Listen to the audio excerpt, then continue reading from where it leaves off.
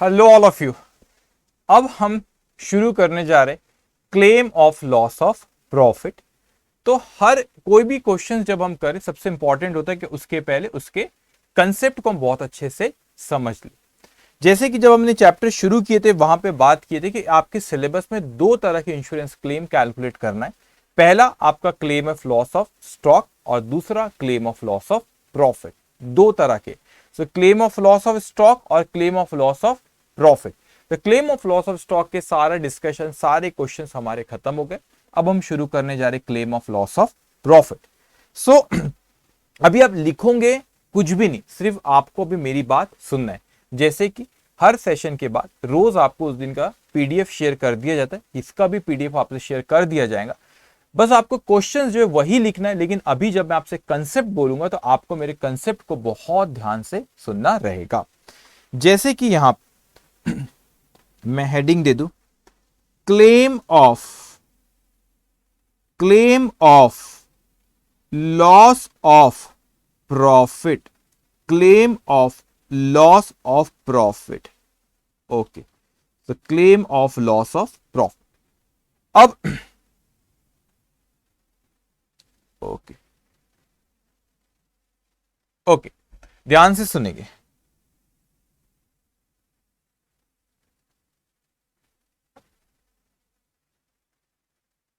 Just 1 minute.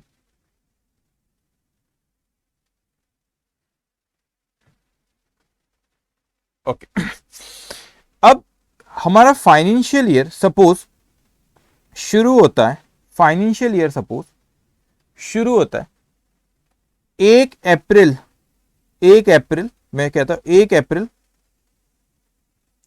2022 को, और ये फाइनेंशियल ईयर खत्म होता है 31 मार्च 2023 को। तो शुरू हुआ हमारा 1 अप्रैल 22 और खत्म हुआ 31 मार्च 23। लेकिन यहां पे 30 जून 2022 को, 30 जून 2022 को हमारे प्रीमाइसेस में आग लग गई। भाई आग लग गई, भाई आग लग गई। सो प्रीमाइसेस में आग लग गई हमारे कब? 30 जून 2022 को प्रीमाइसेस में आग लगी। सो आग लगी तो हमने अभी कैलकुलेट करे कि अभी इतने क्वेश्चंस करे इतने दिनों में कि हमारे पास यहां पे this is date of fire, this is date of fire. तो ये डेट ऑफ फायर थी, तो हमारे पास स्टॉक रखा हुआ था। जो हमने अभी इतने क्वेश्चंस करे, हमारे पास स्टॉक रखा हुआ था। तो हमें to find out the stock on the date of fire, हम लोग वहां पे बनाते थे memorandum trading account. Memorandum trading account हम लोग यहां पे बना देते, memorandum trading account. Why we prepare memorandum trading account? To find out, लिखना भी कुछ भी नहीं, सिर्फ मेरी बातें सुने, पीडीएफ आपको मिल जाएगा। सो यहां पे to find out stock on the date of fire, stock on the date of fire, to find out stock on the date of fire we prepare memorandum trading account. और ये stock on the date of fire के बाद फिर हमने loss of stock और claim वो सारी चीजें करते थे। हम लॉस ऑफ स्टॉक जो होता था वो कैलकुलेट करते थे और फिर एवरेज क्लॉज लगा के क्लेम कैलकुलेट करते थे। ये पार्ट हो गया हमारा एक लॉस ऑफ स्टॉक जो आपके सिलेबस में था, जो हमने डिस्कस की। ठीक है, लॉस ऑफ स्टॉक, ये पार्ट खत्म हो गया हमारा लॉस ऑफ स्टॉक। अब ये होता है कि यहां पे ये एक इवेंट है जो यहां पर हुआ, यहां पर एक इवेंट हुआ, ये हमारे हुआ यहां पे डेट ऑफ फायर को, और यहां पे आग लगी, कितने का स्टॉक का नुकसान हुआ हमने कैलकुलेट करे, और क्या करे बच्चों, उसको फिर अपने क्लेम कैसे करना है वो सीखे। लेकिन इसके बाद की जो कहानी शुरू होती है, अब वो डिस्कशन यहां पे शुरू होता है। मैं कहता हूं कि डेट ऑफ फायर इज 30 जून, लेकिन मेरा बिजनेस इंटरप्ट रहा। मैंने कहा जुलाई, अगस्त, सितंबर, अक्टूबर, चलो 4 महीने लेता हूं। मैंने कहा मेरा बिजनेस 4 महीने तक के डिस्टर्ब रहा। कितने महीने तक? 4 महीने तक। सो मैंने कहा कि बिजनेस मेरा 30 जून से लेके 31 अक्टूबर तक के 31 ऑफ अक्टूबर 22 तक के बिजनेस मेरा डिस्टर्ब रहा, मतलब डिसऑर्गेनाइज्ड रहा। आप इसको कहो डिसऑर्गेनाइज्ड। क्यों डिसऑर्गेनाइज्ड पीरियड कह रहा हूं मैं इसको? इसीलिए कि आप खुद बताओ, जब आग लगी हो कोई बिजनेस में तो भाई ठीक है, क्लेम ऑफ, यहां पे लॉस ऑफ स्टॉक आपने सीखे, लेकिन क्या वो बिजनेस उसी तरह आगे भी चलता होगा? क्या आगे भी चलेगा? कि ऐसा होगा कि आज आग लगी, मैं मानता हूं एक स्टॉक का नुकसान हुआ, अब अपन आगे की बात करते। क्या दूसरे दिन दुकानदार सुबह सुबह आएगा, झाड़ू वाड़ू लगाएगा और बोलेगा चलो वाह वाह आज से दुकान शुरू? ऐसा नहीं होगा ना। 30 जून को आपके बिजनेस जो आपके प्रीमाइसेस था उसमें आग लगी, गोडाउन या शॉप में आपके आग लगी, और दूसरे दिन ये लॉस ऑफ स्टॉक बात कहानी खत्म। अब आगे की बात कर रहे हैं अपन कि दूसरे दिन बिजनेसमैन सुबह आता है और वो कहेगा कि यहां पर चलो अब यहां पर अपन क्या शुरू करते, बिजनेस शुरू करते। क्या वो बोलेगा क्या अपन दुकान शुरू करते? बोलेंगे चलो गुड्स बिजनेस। पॉसिबल नहीं है, बिजनेस डिस्टर्ब रहेगा। अब ये जो आपका प्रीमाइसिस था, अब आप इसको यहां पे क्या करोगे? अब आप यहां पे इसका रेनोवेशन करोगे ना, इसका आप रेनोवेशन करोगे। यहां पे जो यहां पे रेनोवेशन होगा उसका यहां पे, ठीक है, जो खराबी है अब उसको अच्छे से कर, और हो भी गया तो थोड़ी दिन फिर समय लगता है, लोगों को मार्केट में लगता है इनका बिजनेस में तो आग लग गई थी यहाँ पे प्रीमाइसिस में, शुरू हुआ, उसके बाद फिर रूटीन में आने के लिए कुछ समय लगता है। तो इसे हम कहते हैं डिसऑर्गेनाइज पीरियड। अब डिसऑर्गेनाइज पीरियड मतलब में क्या हुआ, बिजनेस मेरा डाउन हुआ। क्यों डाउन हुआ? समझने वाली बात है। इस डिसऑर्गेनाइज पीरियड में अगर मैं कहता हूं कि मेरा ये पीएनएल अकाउंट है, ये मेरा पीएनएल अकाउंट है डिसऑर्गेनाइज पीरियड में, मेरा ये पीएनएल अकाउंट मैंने डिसऑर्गेनाइज पीरियड में, ये जो पीएनएल अकाउंट यहां पे, तो इस पीएनएल आप खुद कॉमन सेंस लगाओ कि मेरा सेल्स कम होगा कि नहीं होगा। वो एरो नीचे इसलिए कि सेल्स डिक्रीज हुआ। अब बताओ मेरे को सेल्स डिक्रीज होगा कि नहीं होगा? भाई बिजनेस वैसा नहीं चलेगा कुछ समय तक, तो वो डिसऑर्गेनाइज पीरियड में सेल्स कम होगा। अब कॉमन सेंस की बात है, सेल्स कम होगा तो साथ में क्या कम होगा? अगर सेल्स कम हो रहा है तो मेरा नेट प्रॉफिट भी कम होगा। सिंपल सी बात है। अगर मेरा इस समय पे सेल्स कम हो रहा है तो मेरा क्या कम होगा? मेरा प्रॉफिट भी कम होगा। तो प्रॉफिट कम होगा तो मैं इंश्योरेंस कंपनी को कहता हूं कि मेरा नुकसान हुआ। क्या नुकसान हुआ भाई? If sales decrease, profit will also decrease. अगर आपका सेल्स कम होगा तो प्रॉफिट भी कम होगा। तो मैंने कहा नेट प्रॉफिट भी कम होगा। तो मैंने कहा कि मेरे बिजनेस में अगर सेल्स इस समय पे डिसऑर्गेनाइज पीरियड में मेरा सेल्स कम हुआ, 30 जून से लेके 31 अक्टूबर तक के व्यापार डिस्टर्ब रहा, बिजनेस डिस्टर्ब रहा। अरे बच्चों बिजनेस डिस्टर्ब रहा, सेल्स कम होगा, सेल्स कम होगा तो साथ में क्या कम होगा? सेल्स कम होगा तो साथ में आपका प्रॉफिट भी कम होगा। सो यहां पर मेरा नुकसान हुआ, किसका नुकसान हुआ? प्रॉफिट का। So you can take a policy of that loss of profit.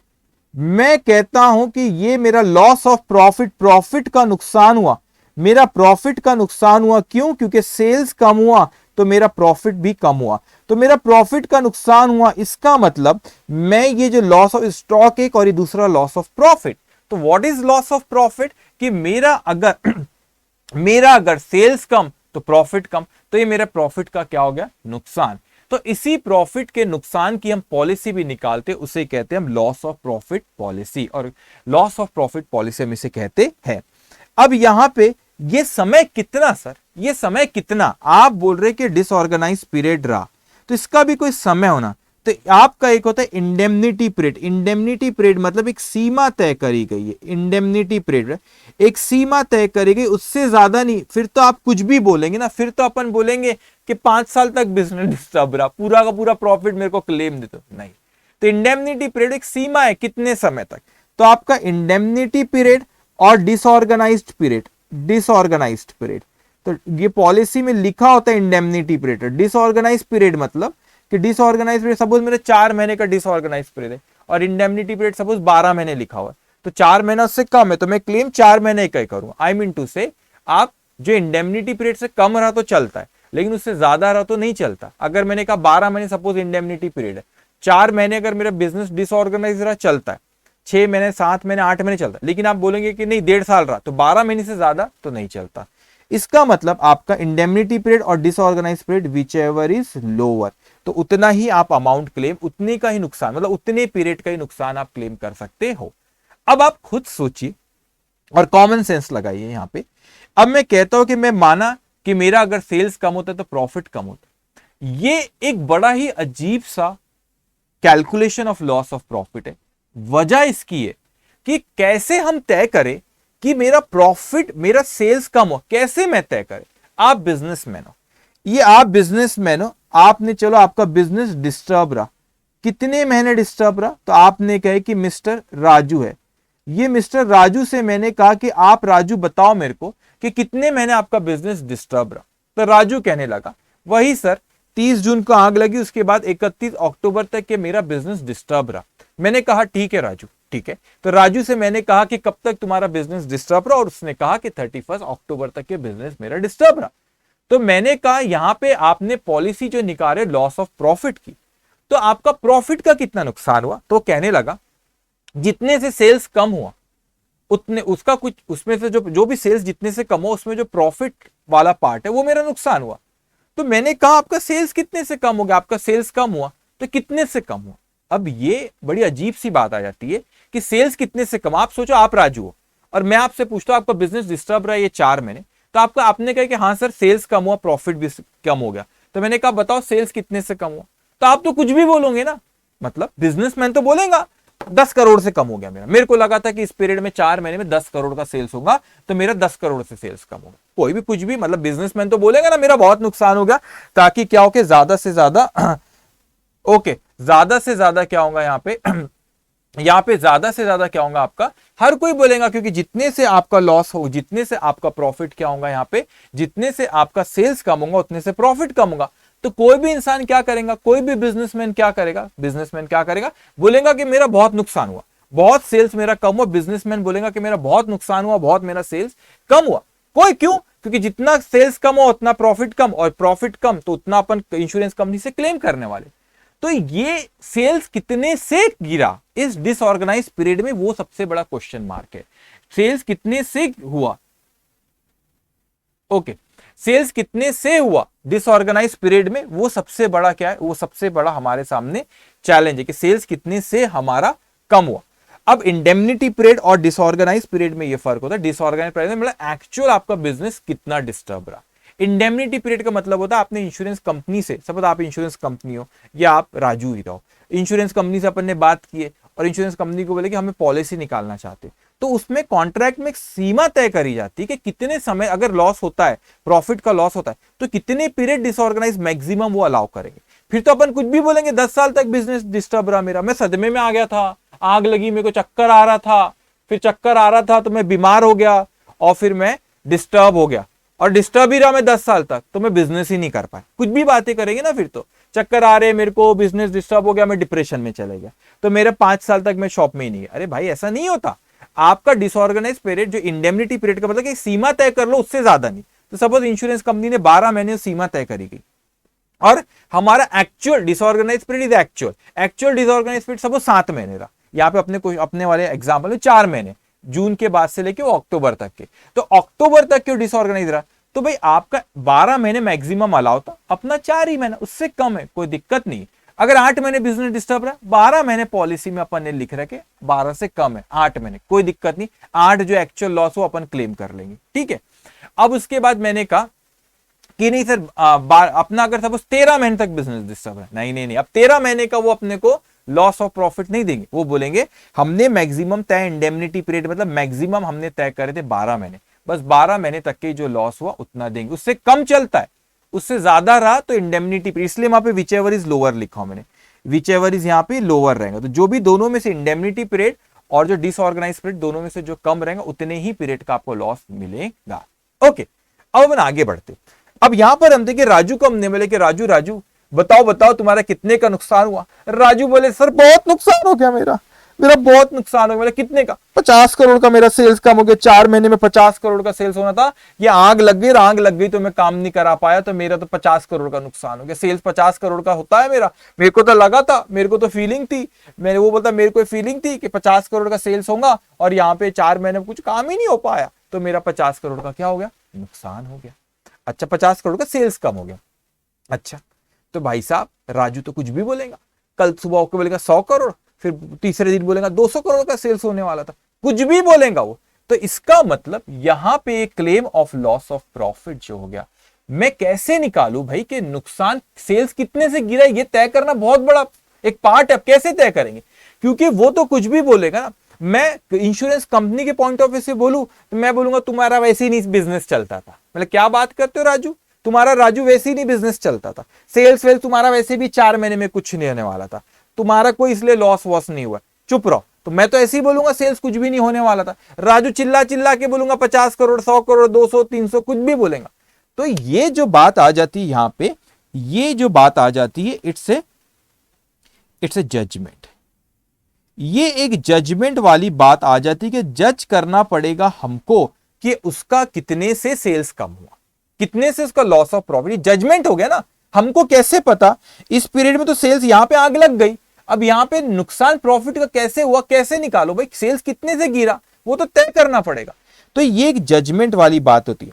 और ये आपके पूरे सिलेबस में सीए इंटर ग्रुप 1 बोलो या ग्रुप 2 का एडवांस अकाउंटिंग बोलो, पूरे सिलेबस में एक लौती जगह है जहां पे आपको अकाउंटिंग नहीं है। ये अकाउंटिंग वाली बात यहां पे नहीं है, क्योंकि एक जजमेंट आ रहा है। ये अकाउंटिंग का यहां पे डिस्कशन नहीं होने वाला। मैं इसका लॉजिक जरूर बताऊंगा, लेकिन ये जो भी यहां पे, ये एक ऐसी लौती जगह यहां पे जो इंस्टीट्यूट ने सिलेबस में दी तो आपको पढ़ना है, लेकिन अकाउंटिंग डेबिट क्रेडिट वाली बातें यहां पे नहीं होंगी।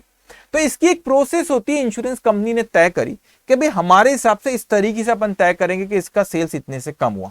अब वो इंश्योरेंस कंपनी का एक तरीका है और वो लॉजिकल है, वो लॉजिक के बारे में भी मैं बात करूंगा। वो इंश्योरेंस कंपनी का एक लॉजिक है। अब आप अपना लॉजिक पे लगाओगे, मैं मेरा लॉजिक लगाऊंगा, क्योंकि जजमेंट वाली बात आ गई। सेल्स कितने से गिरा, कितने का प्रॉफिट का नुकसान हुआ, ये एक जजमेंट वाली बात होगी। आप अपना जजमेंट लगाओगे, मैं मेरा जजमेंट लगाऊंगा। अरे भाई साहब, जो इंश्योरेंस कंपनी करती है बस वही आपको और मेरे को करना है। आप ये जजमेंट से डिफर कर सकता है। कोई और आएगा वहां पे, वो बोलेगा नहीं नहीं नहीं नहीं मेरे हिसाब से ऐसा, मैं बोलूंगा नहीं नहीं नहीं मेरे हिसाब से ऐसा। अरे जो इंडस्ट्री में चलता है ये जजमेंट, वो कैसे जज करते कि कितने से सेल्स कम हुआ, वैसे ही जजमेंट आपको और मेरे को करना। उसके पीछे कोई लॉजिक है, वो लॉजिक में अपन बात करेंगे। तो यहां पे एक ऐसा पोर्शन है आपके अकाउंट्स के सिलेबस में जिसमें डेबिट और क्रेडिट की बातें नहीं होती। एक ये इंश्योरेंस कंपनी की प्रोसेस है कि वो कैसे तय करता है कि आपका प्रॉफिट का नुकसान कितना हुआ, बस वही प्रोसेस आपको और मुझको भी फॉलो करना रहेगा। तो हमें यहां तय करना है कि लॉस ऑफ प्रॉफिट हमारा कितना हुआ, कितने के प्रॉफिट का हमारा नुकसान हुआ है। अब मैं आगे बढ़ता हूं और मैंने यहां पे लिखा ठीक है सर, ये पॉलिसी में क्या चीज कवर होती है अपन वो बात करते हैं कि मेरा लॉस कितना हुआ, प्रॉफिट का नुकसान मेरा कितना हुआ। तो यहां पे हम लोग कवरेज की बात अगर करें, मैंने माना कि इसका नाम लॉस ऑफ प्रॉफिट है, जस्ट 1 मिनट, ओके। कवरेज, तो इसका नाम, इस पॉलिसी का नाम है लॉस ऑफ प्रॉफिट, लेकिन यहां पे लॉस ऑफ प्रॉफिट इस पॉलिसी का नाम है। लेकिन यहां पे अगर अपन देखें बेटा, तो यहां पे ये कवर करती है पॉलिसी नेट प्रॉफिट। सर यही तो कवर करती है ना, लॉस ऑफ प्रॉफिट यही तो कवर करती है। हाँ, इसका नाम लॉस ऑफ प्रॉफिट है, ये कवर करती है कि जो नेट प्रॉफिट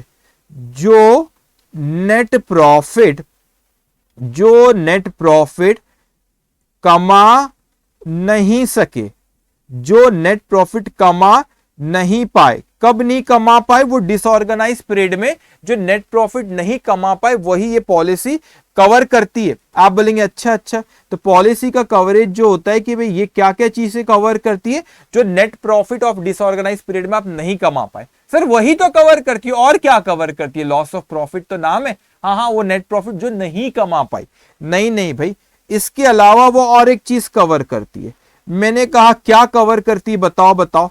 उसे कहते हैं स्टैंडिंग चार्जेस।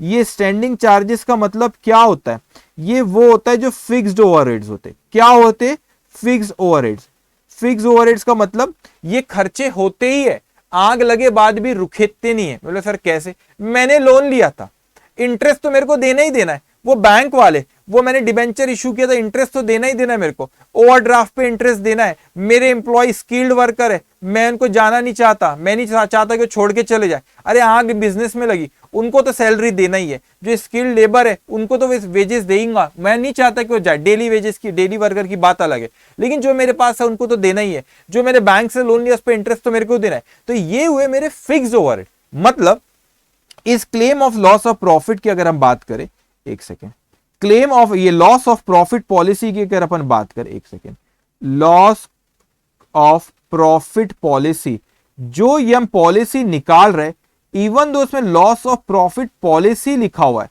लेकिन तो भी उसमें नेट प्रॉफिट का जो नुकसान हुआ वो तो हम उससे क्लेम करेंगे इंश्योरेंस कंपनी से, लेकिन साथ में स्टैंडिंग चार्जेस जो हमने इंश्योर्ड करा के रखे, स्टैंडिंग चार्जेस कौन से, जो इंश्योर्ड करा के रखे वो भी इंश्योर्ड स्टैंडिंग चार्जेस, इनफैक्ट यहां पे लिखता हूं मैं इंश्योर्ड, क्योंकि स्टैंडिंग चार्जेस तो बहुत से होते, अभी नीचे मैं आपको एक्सप्लेन करूंगा। जरूरी नहीं कि आपने पूरा का पूरा आप इंश्योरेंस कंपनी से वो क्लेम करोगे, उसमें से जो पोर्शन आपने इंश्योरेंस करा थोड़ी देर में बोलता हूं मैं, अभी स्टैंडिंग चार्जेस समझो।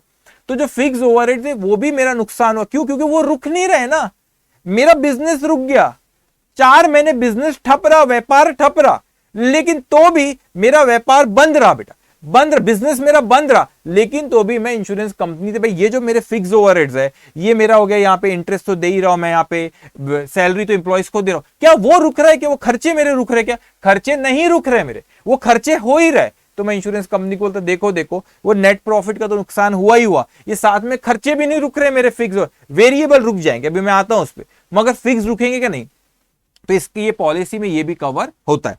उसके बाद एक और चीज होती है एडिशनल एक्सपेंस, एडिशनल एक्सपेंसेस एक और चीज जो कवर होती है एडिशनल एक्सपेंस। अब ये एडिशनल एक्सपेंसेस क्या है अपन थोड़ी देर बाद बात करेंगे उस पर।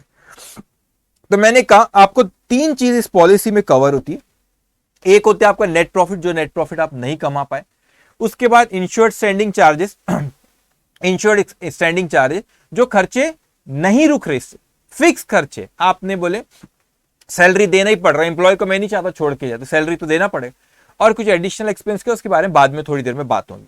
अब आप एक चीज अच्छे से बहुत डीप में अपन यहाँ पे अच्छे ध्यान से एक पॉइंट को आप समझते जाओगे। अब अगर मैं सेल्स के बारे में बात करूं, पहली चीज हम जो ये पॉलिसी आती है, ये जो इंश्योर्ड स्टैंडिंग चार्जेस होते हैं, ये 2 चीज इंश्योर्ड, 3 चीज यहां पे कवर होती है इस पॉलिसी में, जो हम एक इंश्योर्ड स्टैंडिंग चार्जेस और तीसरी आपकी एडिशनल, पहला दूसरा और तीसरा, ये 3 चीज हम इस पॉलिसी में क्लेम करते। नेट प्रॉफिट का अभी सिर्फ आप यहां पे ध्यान देंगे और सिर्फ मेरी बातों को सुनेंगे, और अभी चैट बॉक्स में कुछ भी नहीं लिखोगे, 1 से 1.5 घंटा मुझे भी नहीं पता कितनी देर एक्सप्लेन करूंगा, उसके बाद अपन बाकी सारी बात में होगी, ठीक है। अभी सिर्फ आप ध्यान सुनेंगे, उसके बाद जो डाउट रहेंगे बोलो, अभी सिर्फ मैं को फोकस करूंगे यहाँ पर, और कुछ डाउट है तो लिख के रखोगे, अभी सिर्फ ध्यान यहाँ पे दोगे। तो मैंने कहा यहाँ पे जस्ट 1 मिनट, बैटरी को जस्ट 1 मिनट, ओके। तो मैंने कहा आपसे कि हम इस पॉलिसी में क्या क्लेम करते, एक तो मैंने कहा नेट प्रॉफिट, दूसरा स्टैंडिंग चार्जेस, इंश्योर्ड की हम बात करते स्टैंडिंग चार्ज, और तीसरा एडिशनल एक्सपेंस। लेकिन हम इसमें से 2 चीज ऐसी है, पहला पॉइंट और दूसरा पॉइंट, स्टैंडिंग चार्जेस और नेट प्रॉफिट को इकट्ठा इंश्योरेंस कंपनी से क्लेम करेंगे, इकट्ठा क्लेम करेंगे, मतलब हमारा जो कैलकुलेशन करने का तरीका, यहां पे जो हम कैलकुलेशन जो इंश्योरेंस कंपनी जो इंडस्ट्री में फॉलो करती है, तो जो नेट प्रॉफिट वाला पार्ट जो मैं इंश्योरेंस कंपनी से क्लेम करूंगा, और ये स्टैंडिंग चार्जेस वाला पार्ट जो मैं इंश्योरेंस कंपनी से क्लेम करूंगा, वो मैं यहां पे साथ में कैलकुलेशन होता है इसका, और एडिशनल एक्सपेंसेस का अलग से कैलकुलेशन होता है। अब इस चीज को समझना, मैं अगर सेल्स की बात करूं, तो सेल्स में कितने कंपोनेंट होते हैं आप मेरे को बताओ, सेल्स में कितने हमारे कंपोनेंट होते हैं। तो सेल्स में मैंने कहा कि एक हमारा ओवर खर्चे होते, तो एक होते वेरिएबल ओवरहेड्स, एक होते हमारे वेरिएबल ओवरहेड्स, ओके। दूसरा होता है हमारा फिक्स्ड ओवरहेड्स, तो मैंने कहा एक होता है वेरिएबल ओवरहेड्स, दूसरा होता है फिक्स्ड ओवरहेड्स। अब ये फिक्स्ड ओवरहेड्स होता है, और तीसरा हमारा जो होता है वो होता है हमारा प्रॉफिट। तो मैंने कहा कि सेल्स में कौन कौन सी चीजें आती है, एक तो कॉस्ट प्लस प्रॉफिट, कॉस्ट में वेरिएबल और फिक्स।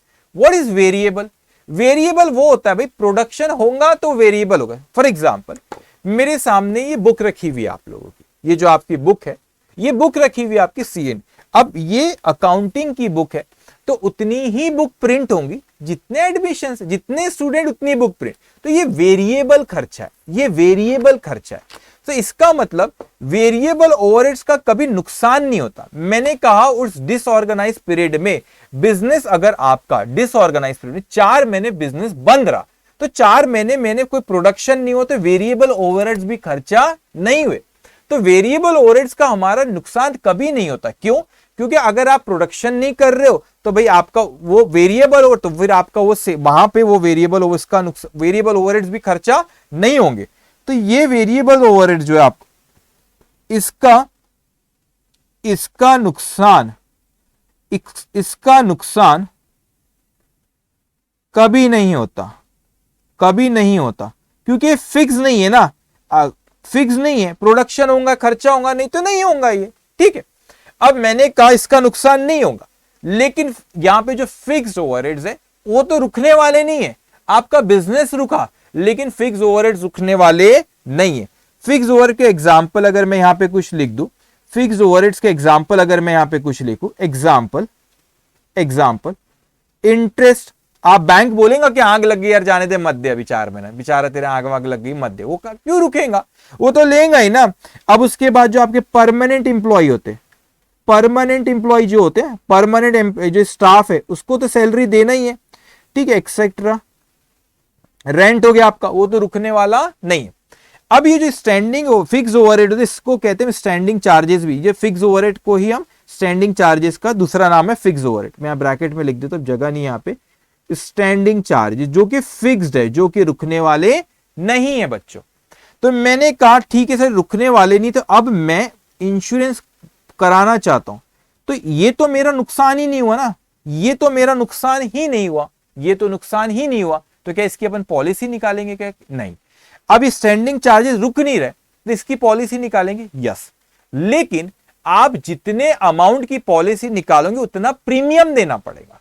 जितना इंश्योरेंस कंपनी ज्यादा रिस्क कवर करेगी उतना ज्यादा मुझे इंश्योरेंस कंपनी को प्रीमियम देना रहेगा। तो मैंने कहा इंश्योरेंस कंपनी को ज्यादा रिस्क कवर करी ज्यादा प्रीमियम, तो स्टैंडिंग चार्जेस अपने ऊपर है, फिक्स ओवरहेड्स अपने ऊपर है। चाहो तो पूरा इंश्योर्ड करा लो, चाहो तो कुछ मत कराओ, चाहो तो कुछ पोर्शन कराओ कुछ पोर्शन नहीं कराओ। तो जो पोर्शन मैंने नहीं कराया उसे मैं कहता हूं अनइंश्योर्ड, अनइंश्योर्ड स्टैंडिंग चार्जेस। इसे क्या कहता हूं? अनइंश्योर्ड स्टैंडिंग चार्जेस, जिसको मैंने just 1 minute, uninsured standing charges, जिस फिक्स ओवरहेड्स का मैंने इंश्योरेंस नहीं कराया और जिसका इंश्योरेंस जो पोर्शन का करा लिया उसे कहते insured standing charges. Insured standing charges इसे कहते हैं इंश्योर्ड स्टैंडिंग चार्जेस। तो जिसका नहीं कराया फिक्स वेरिएबल को तो सवाल ही नहीं उठता, तो फिक्स ओवरहेड जिसका नहीं कराया तो वो अनइंश्योर्ड है। तो क्यों नहीं करा? अरे भैया प्रीमियम देना पड़ता है ना, जितना इंश्योरेंस कंपनी रिस्क कवर करेंगी उतना अपने को क्या देना पड़ेगा? प्रीमियम देना पड़ेगा। तो यहां पर आप क्यों ऊपर है? बिजनेसमैन के ऊपर है, पूरा करा रहे फिक्स ओवरहेड, ये तो मत कराओ, ये तो थोड़ा थोड़ा करो। तो जो पोर्शन नहीं करा है उसको अनइंश्योर्ड स्टैंडिंग चार्जेस कहते, जो पोर्शन करा ली उसको इंश्योर्ड स्टैंडिंग चार्जेस कहते हैं। अब यहां पे थर्ड वाला आता है जो आपका प्रॉफिट, जो सेल्स में और क्या आता है आपका प्रॉफिट। सेल्स में कॉस्ट और प्रॉफिट रहता है, तो कॉस्ट में फिक्स और वेरिएबल।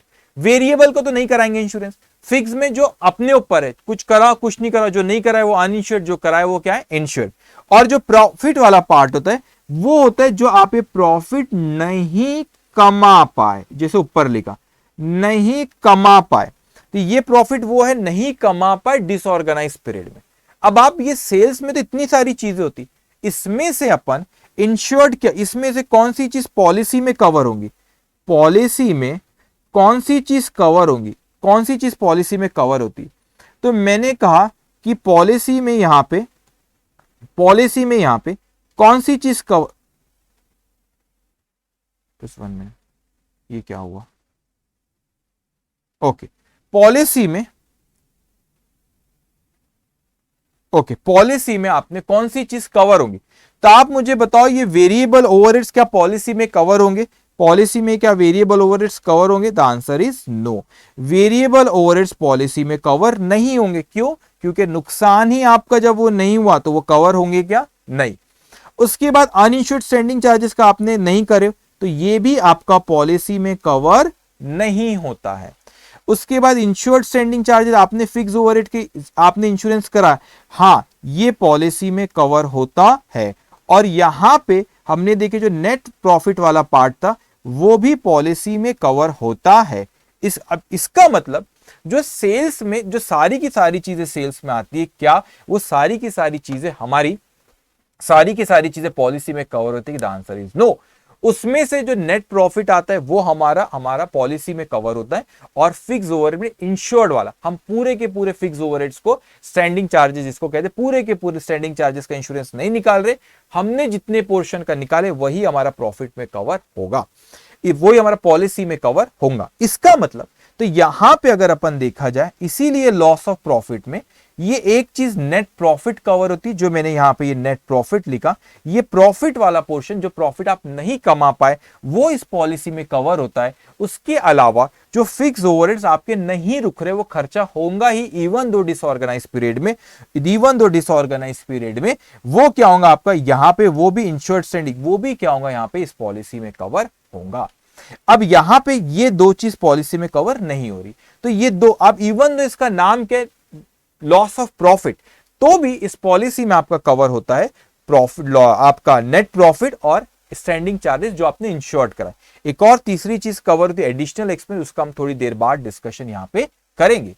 अब यहां पे जब हम इंश्योरेंस कंपनी से क्लेम करते, बहुत अच्छे समझ, बहुत एक बारीकी से आपको एक लॉजिक बताऊंगा, उसको समझते जाएंगे। इंश्योरेंस कंपनी से जब हम क्लेम करते तो नेट प्रॉफिट और इंश्योर्ड स्टैंडिंग चार्जेस, जो ये मेरा नेट प्रॉफिट नहीं कमा पाया, और इंश्योर्ड स्टैंडिंग चार्जेस को इकट्ठा में इंश्योरेंस कंपनी से क्लेम, इकट्ठा मतलब इसका कैलकुलेशन एक साथ करा जाता है, तो ये दोनों को मिला के कैलकुलेट करा जाता है नेट प्रॉफिट और इंश्योर्ड स्टैंडिंग चार्जेस को। अब एक और इंपॉर्टेंट चीज, अब हमने बोले कि चलो ये नेट प्रॉफिट और इंश्योर्ड स्टैंडिंग चार्जेस जो ये दो चीज कैसे क्लेम करते अपन आगे डिस्कशन होगा, लेकिन इसको एक नाम दे देते। मैंने कहा नेट प्रॉफिट और इंश्योर्ड स्टैंडिंग चार्जेस को चलो एक अच्छा सा नाम दे देते। तो जब हम नाम देने के लिए आए यहां पे, तो यहां पे जब मैंने उसका नाम दिया तो मैंने कहा यहां पे net profit plus insured standing charges, मैंने क्या कहा, net profit plus insured standing charges का एक नाम दे दो। तो मैंने यहां पे कहा उसका नाम रखे ग्रॉस प्रॉफिट। आप बोले सर ये कैसा नाम रखा गया, ग्रॉस प्रॉफिट कैसे बोल दे रहे हो? अरे भाई ये इसका एक झूठा मूठा नाम रख दिया गया। ये नॉर्मल ग्रॉस प्रॉफिट जो अपन पढ़ते आए आज तक, या आपने जब भी पढ़े वो नहीं है बेटा, ये आपने इंश्योरेंस कंपनी एक झूठा मूठा इसका नाम रख दिया गया। इसको कहा दोनों को मिला के, ये नेट प्रॉफिट और इंश्योर्ड स्टैंडिंग चार्जेस दोनों को मिला के एक इसका नाम रख दिया गया ग्रॉस प्रॉफिट। इसको ग्रॉस प्रॉफिट के नाम से वो बुलाते, तो हम भी इसको ग्रॉस प्रॉफिट के नाम से ही बुलाएंगे। तो इसका एक झूठा नाम, झूठा मूठा एक नाम रख दिया गया भाई, नेट प्रॉफिट और इंश्योर्ड स्टैंडिंग चार्जेस को मिला के कुछ बोलते। तो यहां पे मैं कहता हूं नेम गिवन, यहां पे एक झूठा नाम रख दिया गया, ओके, इसको उस नाम से बुलाया जाता है, तो इसलिए हम भी इसे इसी नाम से बुलाएंगे।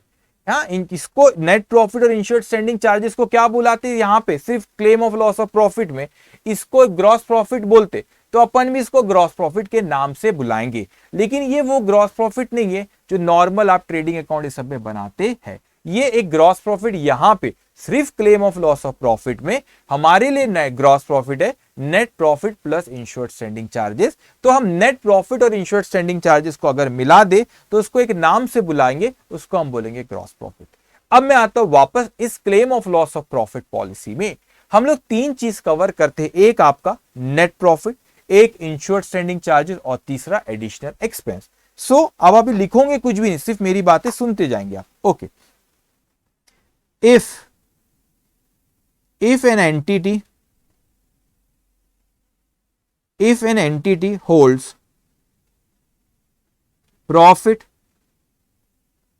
policy, if an entity holds profit policy, then it can recover its loss of profit during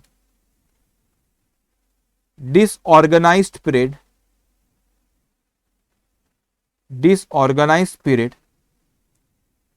the following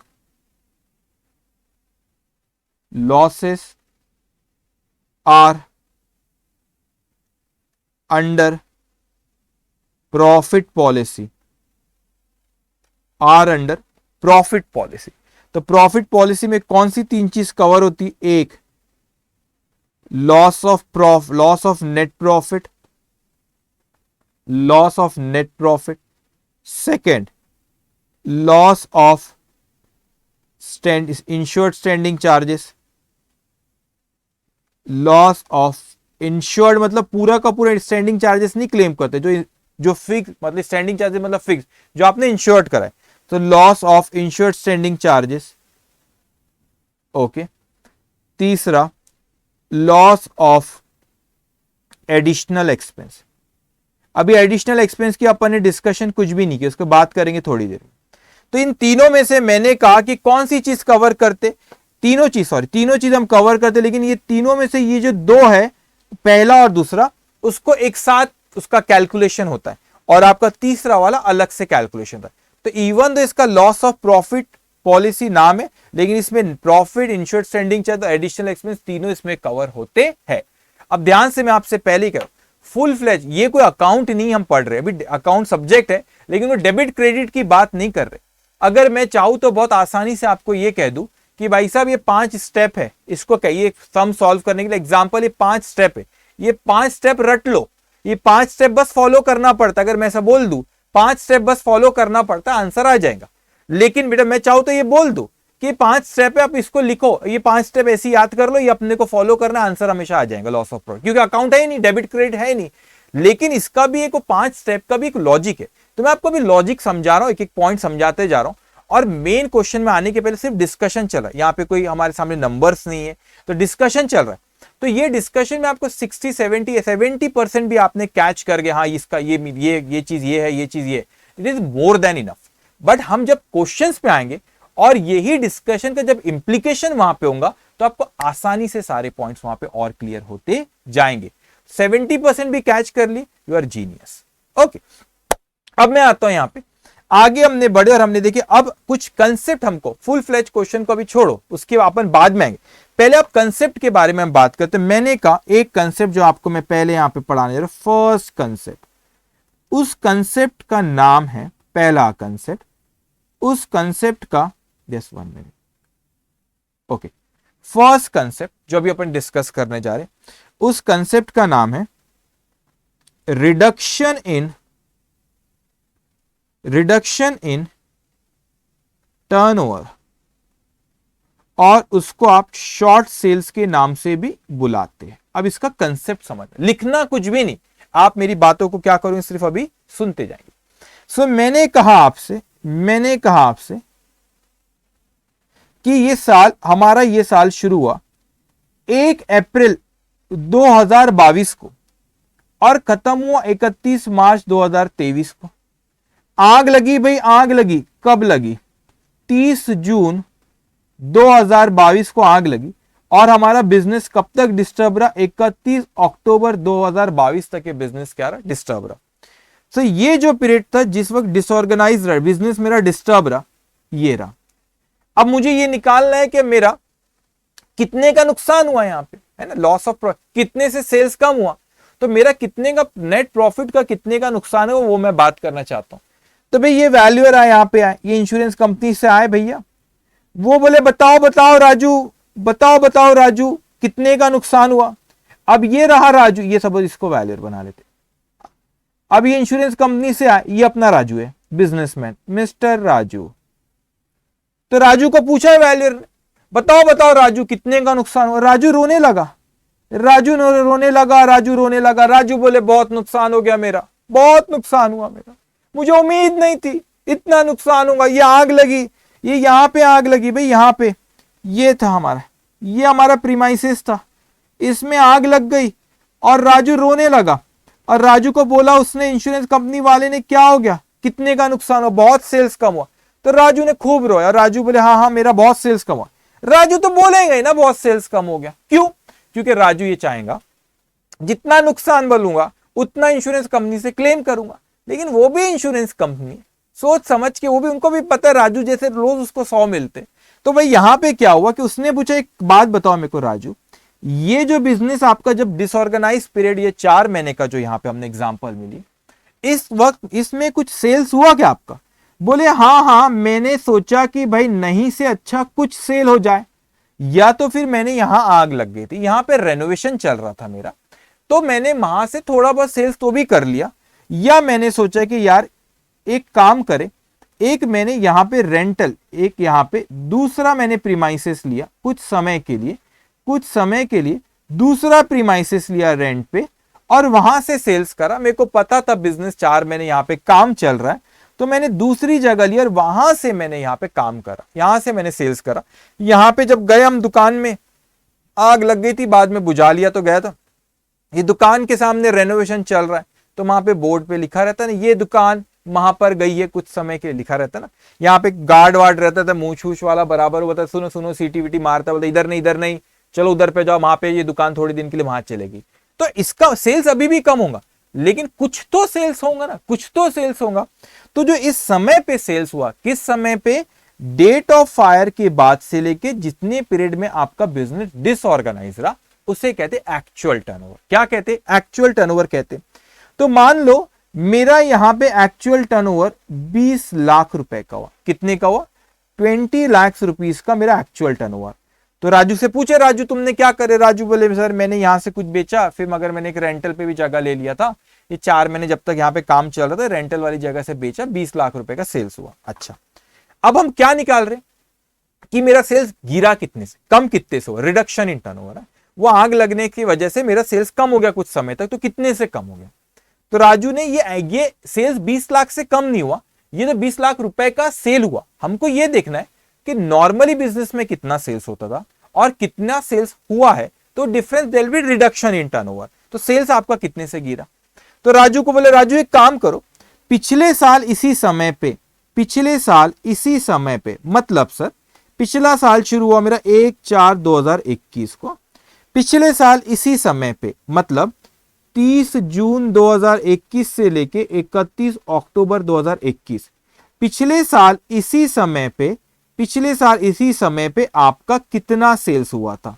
Raju बोले रुको सर, बुक्स ऑफ अकाउंट उसने ओपन किया, एक रिकॉर्ड से पता चला कि पिछले साल 20 जून, आग यहां लगी, डेट ऑफ फायर ये 20 जून 2021 से लेके 31 अक्टूबर 2021 तक, पिछले साल इसी समय पे, जिस समय पे इस साल मेरा बिजनेस डिस्टर्ब रहा, इसी समय पे पिछले साल सेल्स हुआ था मेरा 80 लाख रुपए का। अरे वाह वाह वाह, 80 लाख का। तो इसे हम कहते हैं स्टैंडर्ड टर्नओवर। अच्छा, तो वो इंश्योरेंस कंपनी बड़ी चालाक है, उसने बोला पिछले साल इसी समय पे 80 लाख रुपए का सेल्स हुआ था और अभी आग लगने की वजह से आपका सिर्फ सेल्स 20 लाख का हुआ, मतलब आपका सेल्स 60 लाख रुपए से कम हुआ। पिछले साल कितना सेल हुआ था आपका? 80 लाख। इस साल आग लगने की वजह से सिर्फ इस समय पे 20 लाख का ही सेल्स हुआ, तो आपका सेल्स कितने से कम हुआ? वो इंश्योरेंस कंपनी वाले बोलता है 60 लाख रुपए से। तो राजू को बोले, राजू तुम कुछ भी हवा में कुछ भी ऐसा झूठ मत बोलो, फेकम फाक नहीं, कि ऐसा नहीं कुछ भी बोले जा रहे हो, नहीं 5 करोड़ का सेल कम हुआ। वो पकड़ लिया उसने, इंश्योरेंस कंपनी वाले ने, बोले ये सब बातें नहीं करना कि 5 करोड़ से कम हो गया 4, एक्चुअल बात करो। उसने लॉजिकल बात किया कि तुम्हारा पिछले साल इस समय पे कितना सेल? राजू बोले 80 लाख। बोले इस साल इस समय पे कितना लॉस जो डिसऑर्गेनाइज? बोले 20 लाख, मतलब 60 लाख से सेल कम हुआ। सीधी सी बात, कितने से सेल्स कम हुआ? 60 लाख रुपए से सेल्स कम हुआ। तो राजू बोले झूठी बातें नहीं कर रहा, लेकिन राजू बोले ठीक है, मैं मानता हूं कि मैं 5 करोड़ सब सेल से कम नहीं हुआ, 60 लाख रुपया। लेकिन राजू बोले पिछले साल वो 80 लाख सेल कब हुआ था? पिछले साल वो 80 लाख का सेल हुआ था इस समय पे। हर साल ट्रेंड बिजनेस में मेरा बढ़ रहा है, आप देख लो बुक्स ऑफ अकाउंट, हर साल एग्जांपल मेरा बिजनेस में सेल्स 10% से बढ़ता है। तो वो पिछले साल इस समय पे 80 लाख हुआ था, लेकिन इस साल अगर आग नहीं लगती तो ये एक्सपेक्टेड था कि वो 10%, 80 लाख प्लस 10%, दैट्स कम 88 लाख। इस साल इस समय पे अगर ये आग नहीं लगती तो एक्सपेक्टेड ये था कि 80 प्लस 10% की इंक्रीजिंग ट्रेंड है। हर साल बिजनेस में उसने कहा कि मेरा यहाँ पे सेल्स बढ़ रहा है, तो उसने कहा अगर ये आग नहीं लगती तो ये 80 लाख रुपए का सेल्स नहीं होता था, 80 लाख से ज्यादा होता था। कितने का होता था? 88 लाख का, 10% ज्यादा, क्योंकि हर साल 10% से हमारे बिजनेस में सेल्स बढ़ता है, ग्रोथ हो रही है। हमने बोले चलो मान लेते, इंश्योरेंस कंपनी बोले चलो मान लेते, तो उसने बोला इंक्रीजिंग ट्रेंड है, अपवर्ड ट्रेंड भी इसको कहते, इंक्रीजिंग ट्रेंड है 10% का, तो 80 लाख का 10%, उसने कहा कि 8 लाख रुपीस से मेरा सेल्स बढ़ता था। इसका मतलब ये इसे कहते एडजस्टेड, इसे कहते हैं एडजस्टेड स्टैंडर्ड टर्नओवर। ये हो रहा है 88 लाख का। मतलब अगर आग नहीं लगती तो ये उम्मीद करी गई थी कि हमारा सेल्स 88 लाख रुपीस का होगा। तो भाई इंश्योरेंस कंपनी वाले बड़े चालाक। अच्छा, पिछले साल का यही समय क्यों लिए?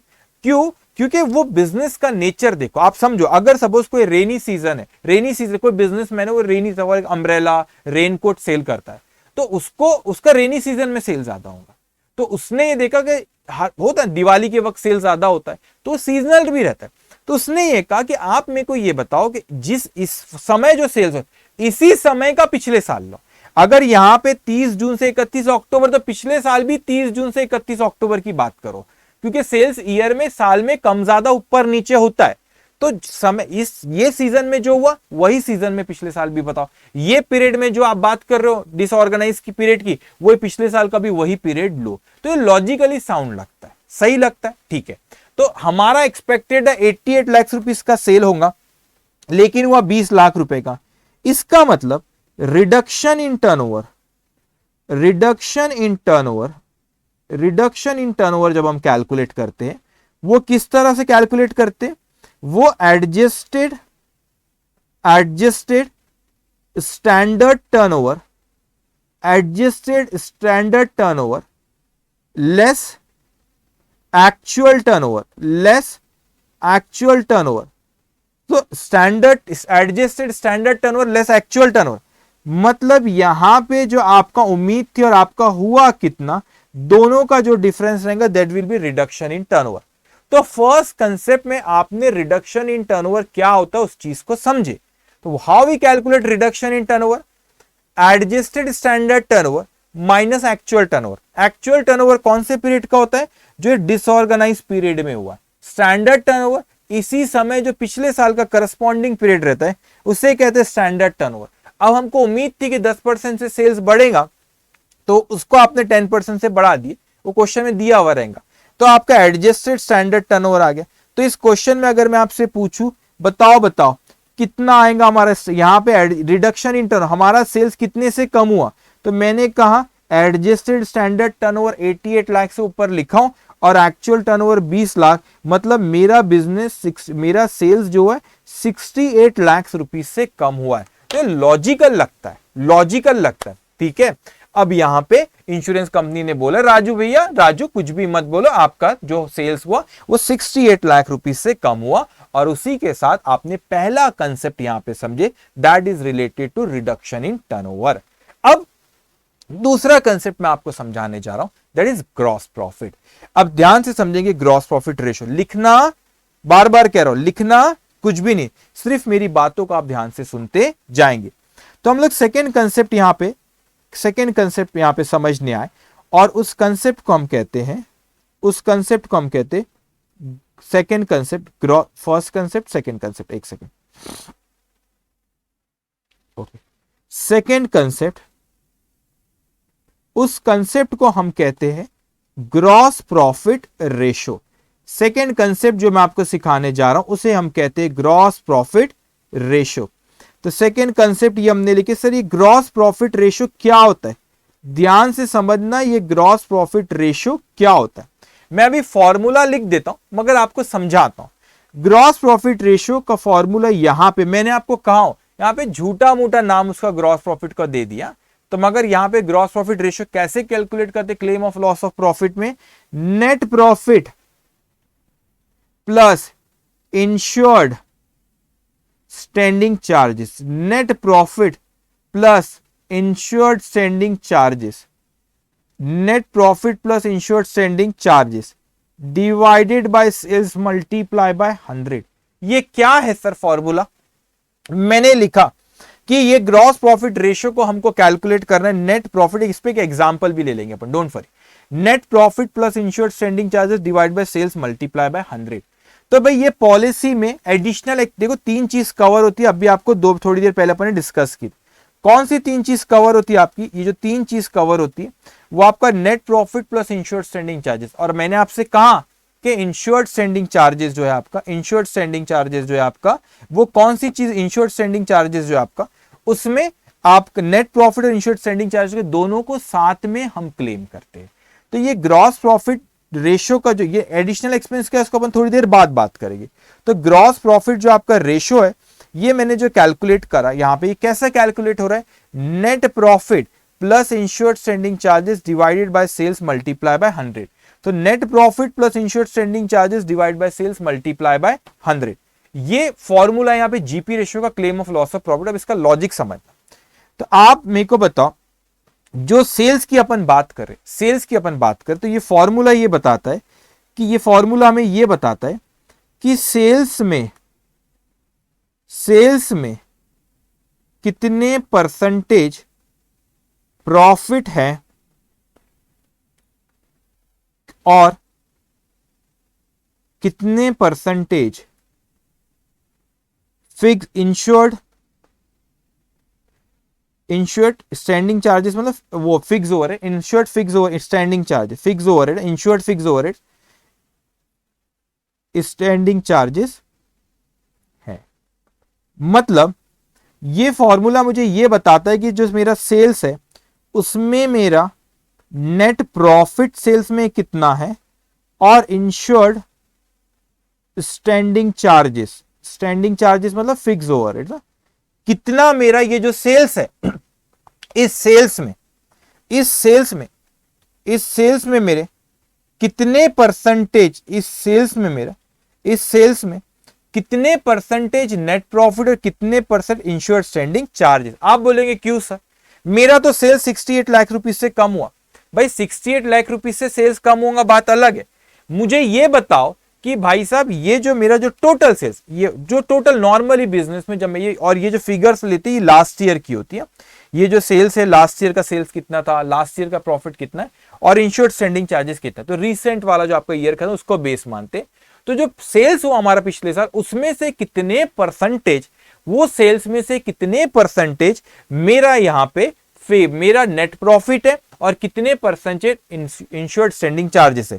कहने का मतलब ये है कि यहां पे जब हमने कैलकुलेट किए थे, ये जो आपको समझाया था कि ये जो मेरा सेल्स है, ये तो सेल्स मेरा 100 एग्जांपल, तो ये सेल्स में मेरे कितने परसेंटेज यस वाला है, कितना परसेंटेज मेरा यस वाला, मैं ये पूछ रहा हूं कि ये कितने परसेंटेज मेरा यहां पे इसमें ये जो सेल्स हुआ इसमें कितने परसेंटेज इंश्योर्ड स्टैंडिंग चार्जेस और प्रॉफिट, ये दो को मिलाओ तो इसमें कितना परसेंटेज है। अब आप बोलोगे सर आप ऐसा क्यों कैलकुलेट करना चाहते हो कि जो नॉर्मल मेरा सेल्स हुआ था उस सेल्स में कितने परसेंटेज ये प्रॉफिट और इंश्योर्ड स्टैंडिंग चार्जेस है। इसीलिए तो ये नहीं, इसमें तो पॉलिसी में ये दो तो कवर ही नहीं होता है, इसीलिए ये इंश्योरेंस कंपनी ने फॉर्मूला डेवलप करी कि सेल्स में मेरे कितने परसेंटेज नेट प्रॉफिट है और कितना परसेंटेज मेरा इंश्योर्ड स्टैंडिंग चार्जेस है। अब मैं सोचने लगा, मैं इस पे एक एग्जांपल भी लेता हूं पहले और दूसरे कंसेप्ट पे, तो आपको और अच्छे समझेगा। मैं सोचने लगा कि ये ऐसा क्यों निकाल रहे कि सेल्स में कितने परसेंटेज नेट प्रॉफिट है और कितने परसेंटेज इंश्योर्ड स्टैंडिंग चार्जेस है। मैं सोचने लगा ऐसा हम क्यों निकाल रहे कि कितने परसेंट हमारा इंश्योर्ड स्टैंडिंग चार्जेस, कितने परसेंट हमारा नेट प्रॉफिट है सेल्स का, ऐसा क्यों। द रीजन इज दैट आपका सेल्स 68 लाख रुपीज से कम हुआ होगा 68 लाख रुपीज से, जो आपने कंसेप्ट नंबर 1 में वहां पे लिखे 68 लाख रुपीज से सेल्स कम हुआ। दैट डजंट मीन कि मेरा नेट प्रॉफिट, मेरा नुकसान भी 68 लाख से हुआ। अरे भाई सेल्स कम हुआ लेकिन वो सेल्स में आपका प्रॉफिट कितना है, जो रिडक्शन इन टर्नओवर हुआ उसमें कितने प्रतिशत प्रॉफिट है और कितने प्रतिशत इंश्योर्ड स्टैंडिंग चार्जेस है, उतना ही इंश्योरेंस कंपनी से हम क्लेम करेंगे ना। मैं कहता हूं मेरा सेल्स कम हुआ 50 करोड़ से, तो मैं 50 करोड़ इंश्योरेंस कंपनी से नहीं क्लेम करूंगा, मैं इंश्योरेंस कंपनी को बोलूंगा वो 50 करोड़ में मेरा नेट प्रॉफिट कितना है और कितने स्टैंडिंग चार्जेस, कितने फिक्स चार्जेस को मैंने इंश्योरेंस कर रहा वो कितने परसेंटेज है, उतने परसेंटेज ही मैं इंश्योरेंस कंपनी से क्लेम करूंगा। इसीलिए वो जो रिडक्शन इन टर्नओवर पे हम ग्रॉस प्रॉफिट रेशियो लगाते, but how we calculate gross profit ratio,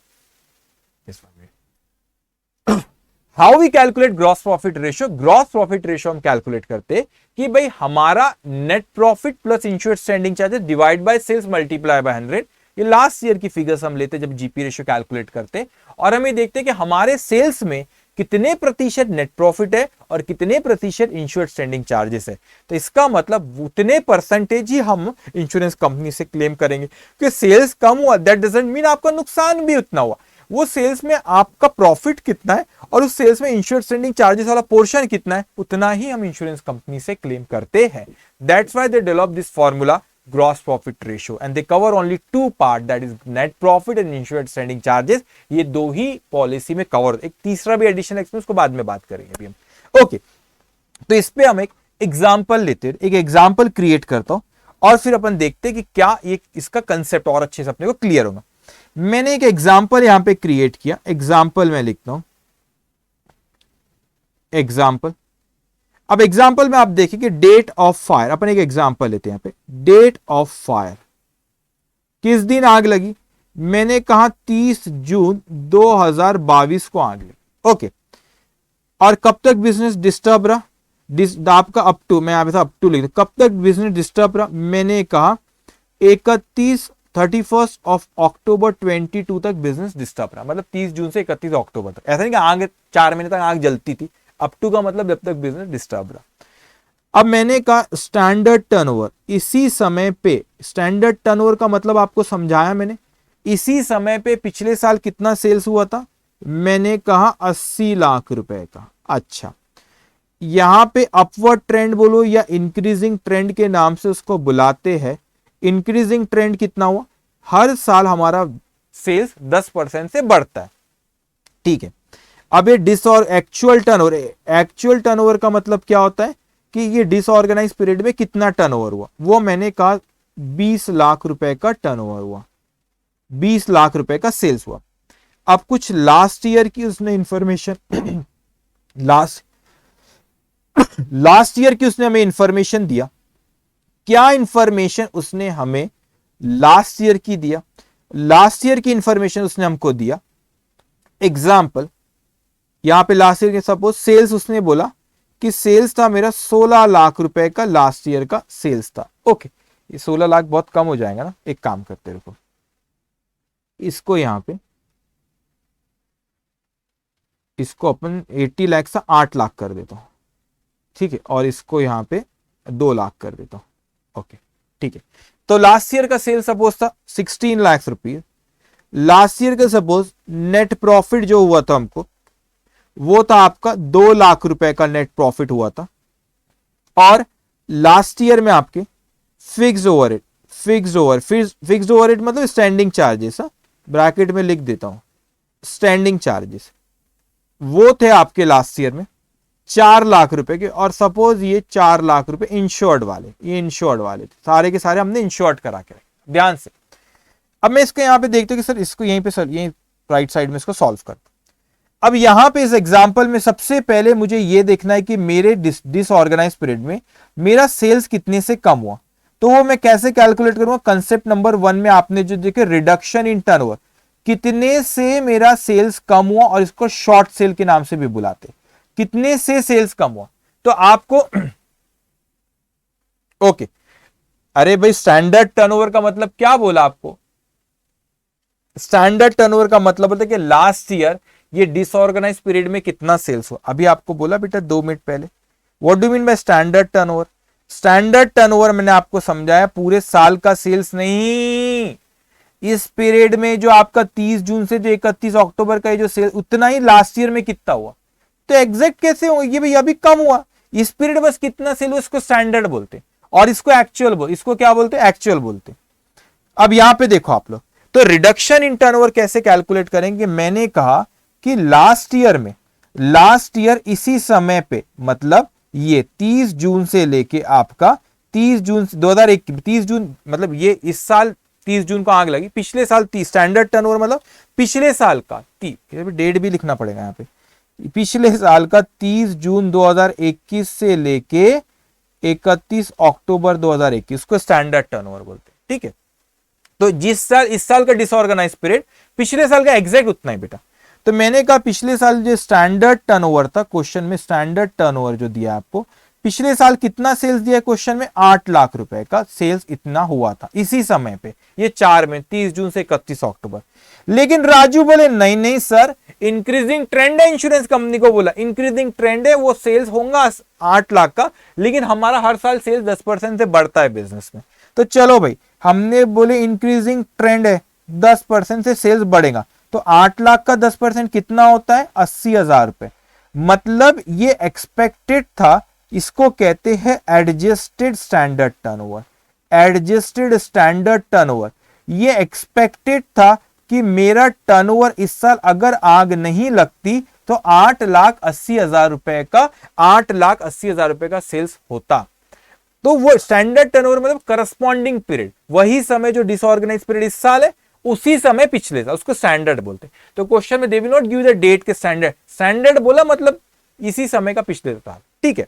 तो ये एक्सपेक्टेड था कि इस साल 8,80,000 रुपए का सेल होगा, लेकिन आग लग गई तो मेरा एक्चुअल टर्नओवर जो इस साल कम हो गया। एक्चुअल टर्नओवर जो आपको क्वेश्चन में दिया हुआ है वो कितना एक्चुअल टर्नओवर दिया? देखो यहाँ पे 2 लाख रुपए का कम हो गया। तो 8,80,000 रुपए हमने उम्मीद किए थे, लेकिन सेल्स हमारा कितना हुआ? सिर्फ 2 लाख, क्योंकि आग लग गई और हमारा बिजनेस डिस्टर्ब रहा। तो मेरा जो टर्नओवर था, रिडक्शन इन टर्नओवर जो हुआ, रिडक्शन इन टर्नओवर जो यहां पर मेरा बिजनेस में जो रिडक्शन इन टर्नओवर हुआ, आप मेरे को बताओ, उम्मीद थी 8,80,000 की, लेकिन एक्चुअल सेल्स हुआ 2 लाख का। तो मेरा सेल्स कितने से कम हुआ? 6,80,000 रुपए से। तो ये लॉजिकल, ये 6,80,000 रुपए से मेरा सेल्स यहां पे कम हुआ, 6,80,000। अब आप मुझे बताओ, मैंने कहा इंश्योरेंस कंपनी को कि 6,80,000 रुपए से मेरा सेल्स कम हुआ, तो मैं क्या इंश्योरेंस कंपनी को बोलूं कि मेरा सेल्स 6,80,000 से कम हुआ तो आप मुझे 6,80,000 रुपए दे दो? बोलूं मैं 6,80,000 पूरा का पूरा क्लेम कर सकता हूं? आप लॉजिकली बोलो बेटा, क्या ये 6,80,000 से मेरा सेल्स कम हुआ तो क्या ये 6,80,000 रुपए से मैंने पूरा का पूरा इंश्योरेंस क्लेम करना चाहिए? द आंसर इज नो, क्योंकि मैं तो उसमें से जो प्रॉफिट का नुकसान हुआ वही मैं क्लेम करूंगा, और जितना स्टैंडिंग चार्जेस मैंने इंश्योर्ड कराया था। तो सेकेंड कंसेप्ट जो आपको पढ़ा है that is gross profit ratio. Gross profit ratio, so how we calculate gross profit ratio in claim of loss of profit? यहां फॉर्मूला अलग है।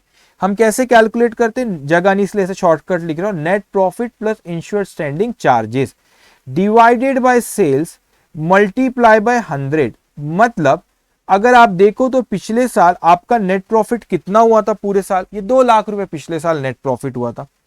तो 2 लाख रुपए का नेट प्रॉफिट था। इंश्योर्ड स्टैंडिंग चार्जेस कितना था? 4 लाख रुपए। 4 लाख रुपए का इंश्योर्ड स्टैंडिंग चार्जेस था, और मेरा सेल्स कितना था? सेल्स पूरा था यहाँ पे 16 लाख रुपए का। अब इसका मतलब क्या होता है मैं आपको फॉर्मूले का मीनिंग भी समझाता हूं, मगर पहले परसेंटेज कैलकुलेट करो। 2 lakh plus 4 lakh divided by 16 lakh multiply by 100, ये आता है 37.5%। अब समझना, आप बड़े अच्छे बच्चे बेटा, होनार बच्चे, अपने आप पे भरोसा रखना, कंसेप्ट बड़े अच्छे से समझना, ठीक है। अब ये मेरे लिए पढ़ाना, क्वेश्चन शुरू करना बहुत आसान था। मैं डायरेक्ट आपको बोलता ये अकाउंट का पार्ट नहीं, डेबिट क्रेडिट नहीं है, मैं आपको डायरेक्ट बोलता था 5 स्टेप याद कर लो, काम हो जाएगा। अरे इसको चलाना सीखो, दिमाग को चलाना सीखो, कंसेप्ट समझो। तब ये 37.5% क्या है? 37.5% मुझे ये बताता है कि जो टोटल मेरा जो सेल्स है, जो टोटल मेरा सेल्स है, उस सेल्स का 37.5% मेरा रिप्रेजेंट करता है नेट प्रॉफिट को, और जो सेल्स है, सेल्स में से 37.5% रिप्रेजेंट करता है मेरे प्रॉफिट को और इंश्योर्ड स्टैंडिंग चार्जेस को। क्यों? क्योंकि सेल्स में तो मैंने आपको बताया थोड़ी देर पहले, आज डिस्कस किया था कि यहां पे 3 चीजें कवर हो रही। एक होती है वेरिएबल ओवरहेड्स। वेरिएबल ओवरहेड्स, तो वेरिएबल ओवरहेड्स का तो इंश्योरेंस नहीं निकलता। फिर जो फिक्स्ड होता है उसमें 2 होते हैं, एक होता है आपका इंश्योर्ड स्टैंडिंग चार्जेस, एक सेकंड, अनइंश्योर्ड स्टैंडिंग चार्जेस और इंश्योर्ड स्टैंडिंग चार्जेस, और एक होता है आपका नेट प्रॉफिट। नेट प्रॉफिट, तो मैंने ये क्या कैलकुलेट किया, ये इंश्योर्ड स्टैंडिंग और ये नेट प्रॉफिट। तो ये सेल्स मेरा अगर 100 है, ये 100 में से, ये फॉर्मूले ने मुझे ये बताया कि ये 100 में से इंश्योर्ड स्टैंडिंग चार्जेस कितने परसेंटेज है और नेट प्रॉफिट इकट्ठा दोनों को, क्योंकि फॉर्मूले में net profit plus insured standing charges आए, तो डिवाइड बाय सेल्स, ये डिवाइड बाय, तो ये सेल्स में कितने परसेंटेज इंश्योर्ड स्टैंडिंग और नेट प्रॉफिट, तो ये दोनों मिला के सेल्स का 37.5% है। फैंटास्टिक, 37.5% है। तो आप मेरे को बताओ, मेरा सेल्स अगर 6,80,000 रुपए से कम हुआ तो क्या मैं इंश्योरेंस कंपनी से 6,80,000 मैं क्लेम करूंगा? इंश्योरेंस कंपनी बोलेगी नहीं, मैं 6,80,000 रुपए तुमको, वो हमको इंश्योरेंस कंपनी नहीं देंगी। क्यों वो 6,80,000 रुपए इंश्योरेंस कंपनी हमको नहीं देंगी? इंश्योरेंस कंपनी मुझसे कहेंगी कि 6,80,000 रुपए हम क्यों दे, इसमें से नेट प्रॉफिट और इंश्योर्ड स्टैंडिंग चार्जेस 37.5% है, तो हम आपको 37.5%, फैंटास्टिक जो आंसर दे रहे, करेक्ट बेटा, 37.5% ही देंगे। Very good very good.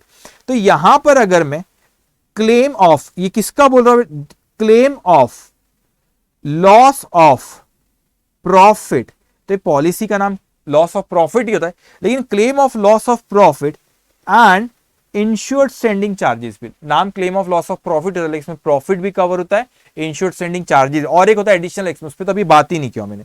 तो मैंने कहा कि मेरा सेल 6,80,000 रुपए से कम हुआ, इसमें से 37.5% रिप्रेजेंट करता है मेरा नेट प्रॉफिट और इंश्योर्ड स्टैंडिंग चार्जेस। तो मेरा सेल्स कम हुआ 6,80,000 से, मल्टीप्लाई बाय 37.5%, दैट्स कम 2,55,000। मैं इंश्योरेंस कंपनी को बोलूंगा मुझको दे दो। एडिशनल एक्सपेंस एक और पॉइंट होता है, उसको भी मैंने डिस्कस नहीं किया, अब थोड़ी देर में शुरू करेंगे। तो ये हमारा लॉजिक हुआ, ये लॉजिक हुआ कि यहां पर हम क्लेम कैसे क्लेम कर रहे। तो इस क्लेम में बच्चों हमने ये जो क्लेम आप देख रहे हो यहां पे, मैंने आपसे जब ये डिस्कशन इसका शुरू किया था तो मैंने आपसे कहा था बेटा कि ये जो आपका इस लॉस ऑफ प्रॉफिट पॉलिसी में 3 चीज कवर होती। पहला net profit, insured standing charges और एडिशनल एक्सपेंस।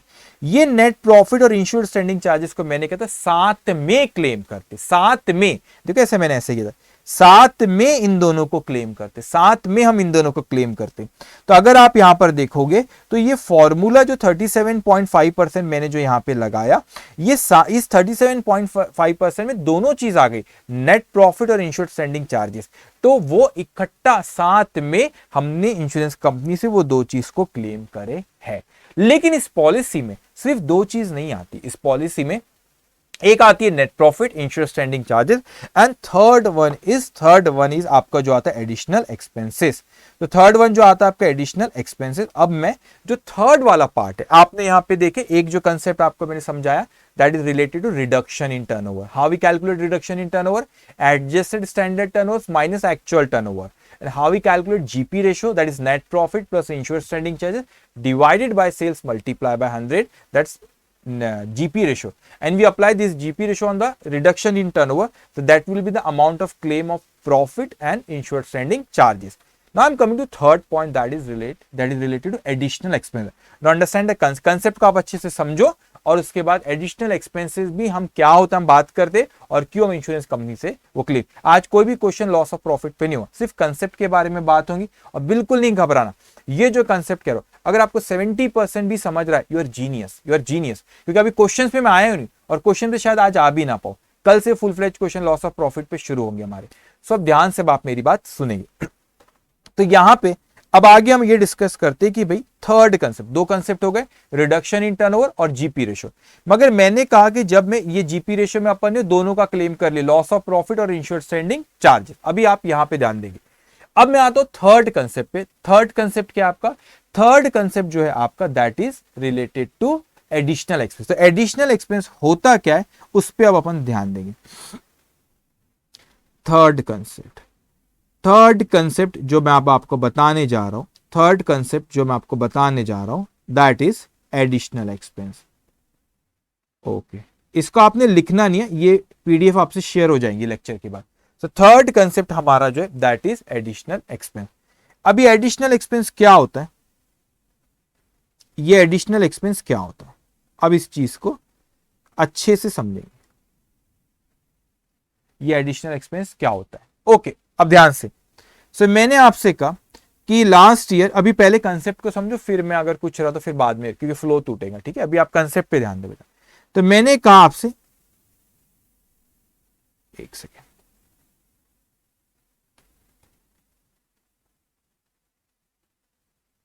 ओके। सो ये हमारा अभी तक रिवीजन भी साथ साथ में मेरे को अपन कर लेते हैं।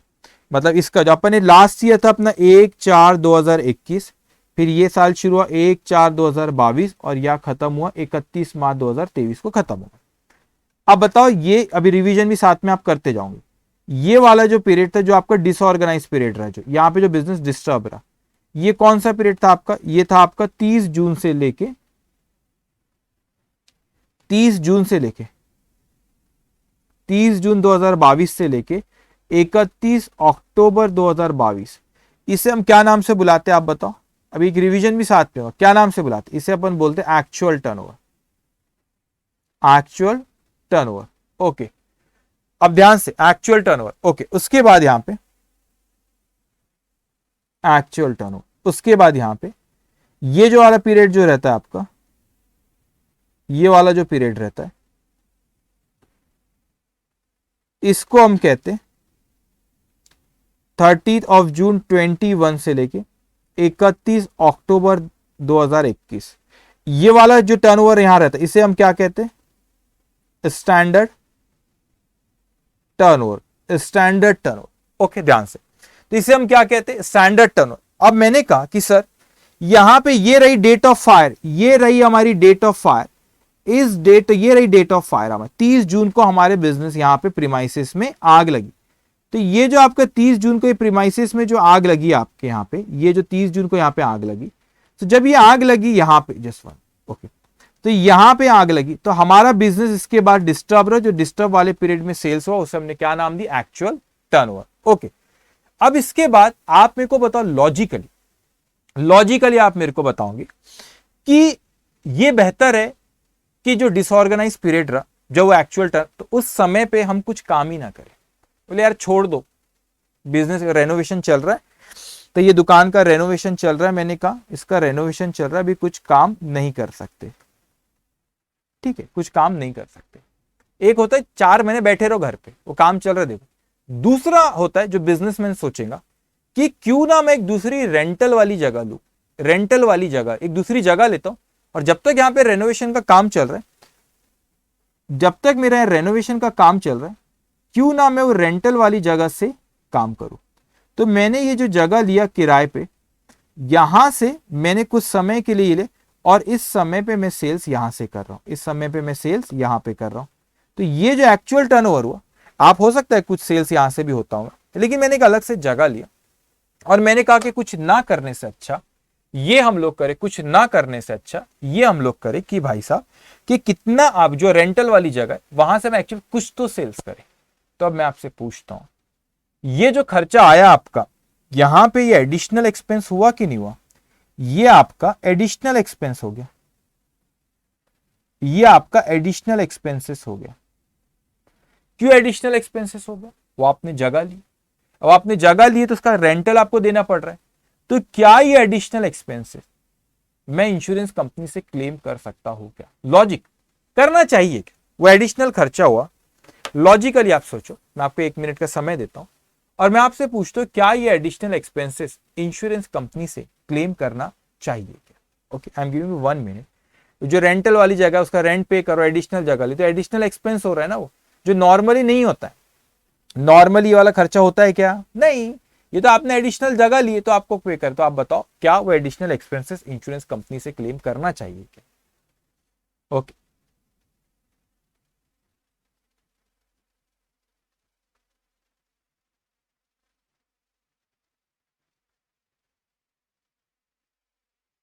हाँ, यस यस यस सर, सब बोल रहे हैं, ठीक है बेटा। Akash, Amit, Darshika, okay, Bhaumik, okay, Hitesh, okay. सुनो, करेक्ट। क्यों क्लेम करना चाहिए? मैं लॉजिक भी आपने शायद सोचे होंगे, अगर यस बोले हो तो लॉजिक भी आपने सोचे। लॉजिक क्या? लॉजिक ये, अब मैं बताऊं लॉजिक ये, it's like a fire fighting stock वाले क्लेम, स्टॉक वाले जो अपन ने क्वेश्चन किया उसमें फायर फाइटिंग वाले तरह। अब सुनो, मैंने कहा कि अब जो मैं क्लेम कर रहा हूं आपसे, क्लेम अमाउंट कौन सा कर रहा हूं कि जो reduction in turnover multiply by GP ratio अपन ने अभी करे ना, यहां पे जो एग्जांपल ऊपर में ही है, reduction in turnover multiply bye जो जीपी रेशो आपने कैलकुलेट करे, ओके। और वो जीपी रेशो लास्ट ईयर का पूरे साल का ही लेते हैं, क्योंकि फ्लक्चुएट होते रहता है आपका प्रॉफिट, तो एक एवरेज उसने लिया कि पूरे साल आपका कितना हुआ, ठीक है। तो इसलिए वो आपका एक एवरेज ही रहते हैं। इंश्योरेंस कंपनी के आपका वहां पे स्टैंडर्ड है कि पूरे साल का लास्ट ईयर का जीपी रेशियो का बेस मानते, एक पर्टिकुलर पीरियड का नहीं मानते, कि फ्लक्चुएट होते रहते। तो एवरेज आपने पूरे साल का निकाला, उसी को बेस मानते। अब जो आपने यहाँ पे जो क्लेम करे थे बेटा, क्लेम जो आपने करे 2,55,000, ये जो क्लेम करे, इस क्लेम में आपने कैसा कैलकुलेट करे, मैंने रिडक्शन इन टर्नओवर पे वो जीपी रेशियो मल्टीप्लाई किया। अब मेरे को बताओ यहां पर ये वाला जो पोर्शन है आपका, यहां पे ये वाला जो पोर्शन है कौन सा, जो एक्चुअल टर्नओवर वाला है। ये एक्चुअल टर्नओवर अपन क्या करते, एक्चुअल, वेरी गुड, जिसने आंसर दिया अमित, वेरी गुड, फैंटास्टिक बेटा, लॉस का कम हुआ, वेरी गुड। तो यहां पे जो एक्चुअल टर्नओवर है, ये अगर एक्चुअल टर्नओवर बढ़ेगा, क्योंकि ये रिडक्शन इन टर्नओवर जितना कम होगा, जितना ये अमाउंट, ये वाला अमाउंट, जितना ये वाला अमाउंट कम होगा उतना इंश्योरेंस कंपनी का फायदा है, क्योंकि इसी अमाउंट को आप जीपी रेशियो अप्लाई करो तो ये अमाउंट कम होगा तो क्लेम का अमाउंट भी कम होगा। अब मैं कहता हूं कि ये रेंटेड प्लेस लेने की वजह से ये एक्चुअल टर्नओवर बढ़ रहा है।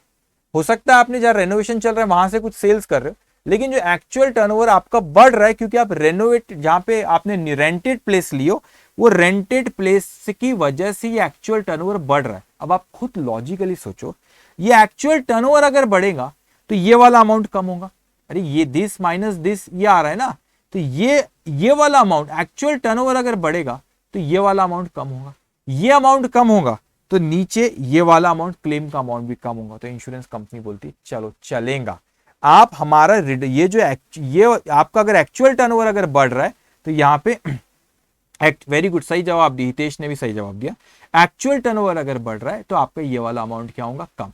ये अमाउंट कम होगा तो क्लेम कम होगा। तो हम इंश्योरेंस कंपनी बोले देखो हमने एडिशनल जगह दी, मेहनत करे, लेकिन एक्चुअल टर्नओवर बढ़ा, एक्चुअल टर्नओवर बढ़ा तो रिडक्शन इन टर्नओवर का जो अमाउंट है वो कम हुआ, तो हमने आपसे क्लेम भी अमाउंट कम होगा, तो आपका ही फायदा है। हाँ इंश्योरेंस कंपनी सही है, सही बात कर रहे हो, लॉजिकल बात कर रहे हो, तो एडिशनल एक्सपेंस क्या करेंगे, वो बोले हम कर लेंगे। लेकिन इंश्योरेंस कंपनी भी चालाक है, ऐसे ही पूरा का पूरा एडिशनल एक्सपेंस नहीं करेंगी, तो वो भी ये सोचेंगे भाई तुमने बचा के कितना दिए, और एक्चुअल मैंने बोला कि भाई मैंने तुमको क्लेम सपोज बचा के दिया, मैंने सपोज क्लेम वहां पे आपको बचा के दिया 50,000 और मैंने एडिशनल एक्सपेंस करा 80,000 रुपए का, तो इंश्योरेंस कंपनी बोलेंगे भाई इससे अच्छा नहीं करता, 50 रुपए बचा रहा है, 50,000 रुपए बचा रहा है और उसके ऊपर एडिशनल क्लेम 50,000 से कम कर रहा है, वो हम खुश है, लेकिन एडिशनल एक्सपेंस मांग रहा है 80,000, तो उससे तो जाने देता भाई, काय को लिया वो जगह हमको और परेशान करने। तो उन्होंने भी एक तरीका बताया कि एडिशनल एक्सपेंस की भी एक लिमिट तय करे, उतना ही हम इंश्योरेंस कंपनी से क्लेम कर सकते हैं। तो जो इंश्योरेंस जो इंडस्ट्री में वहां फॉलो होता है, किस तरीके से हम उसको एडिशनल एक्सपेंसेस को यहाँ पे क्लेम करते हैं। तो एडिशनल एक्सपेंस, अब थर्ड कंसेप्ट हमारा चल रहा है यहाँ पे एडिशनल एक्सपेंस। ओके, तो एडिशनल एक्सपेंस में पहले वो हमसे कहता है एक अमाउंट ये होता है हमारा actual additional expenses, actual additional expenses, ये हमेशा आपको क्वेश्चन में दिया रहेगा। इसका मैं लॉजिक भी बताऊंगा अभी आपको। तो आपको एडिशनल एक्सपेंसेस जो आपने खर्च किए वो हमको क्वेश्चन में उसने दिया, मगर वो बोलती कि नहीं ये नहीं, हम और एक चीज उसने अपने से यहां पर बोले क्या, उसका लॉजिक भी बता क्या हो गया। सेकेंड पॉइंट मैं यहां पे लिखता हूं कि sales due to additional expense, sales due to additional expenses, sales due to additional expenses multiply by gross profit ratio जो अपन ने कैलकुलेट कर। अब ध्यान से इसका मतलब क्या होता समझना, मैंने कहा कि sales due to additional expense कितना हुआ, मतलब ये एडिशनल एक्सपेंसेस की वजह से सेल्स कितना हुआ। मैं यहां पे लिख भी देता हूं, means sales made from new rented premises, जो आपने प्रीमाइसेस लिए ना, वो प्रीमाइसेस से सेल्स कितना हुआ। तो भाई इंश्योरेंस का लॉ वो कहता है इस फॉर्मूले से आप कैलकुलेट करो।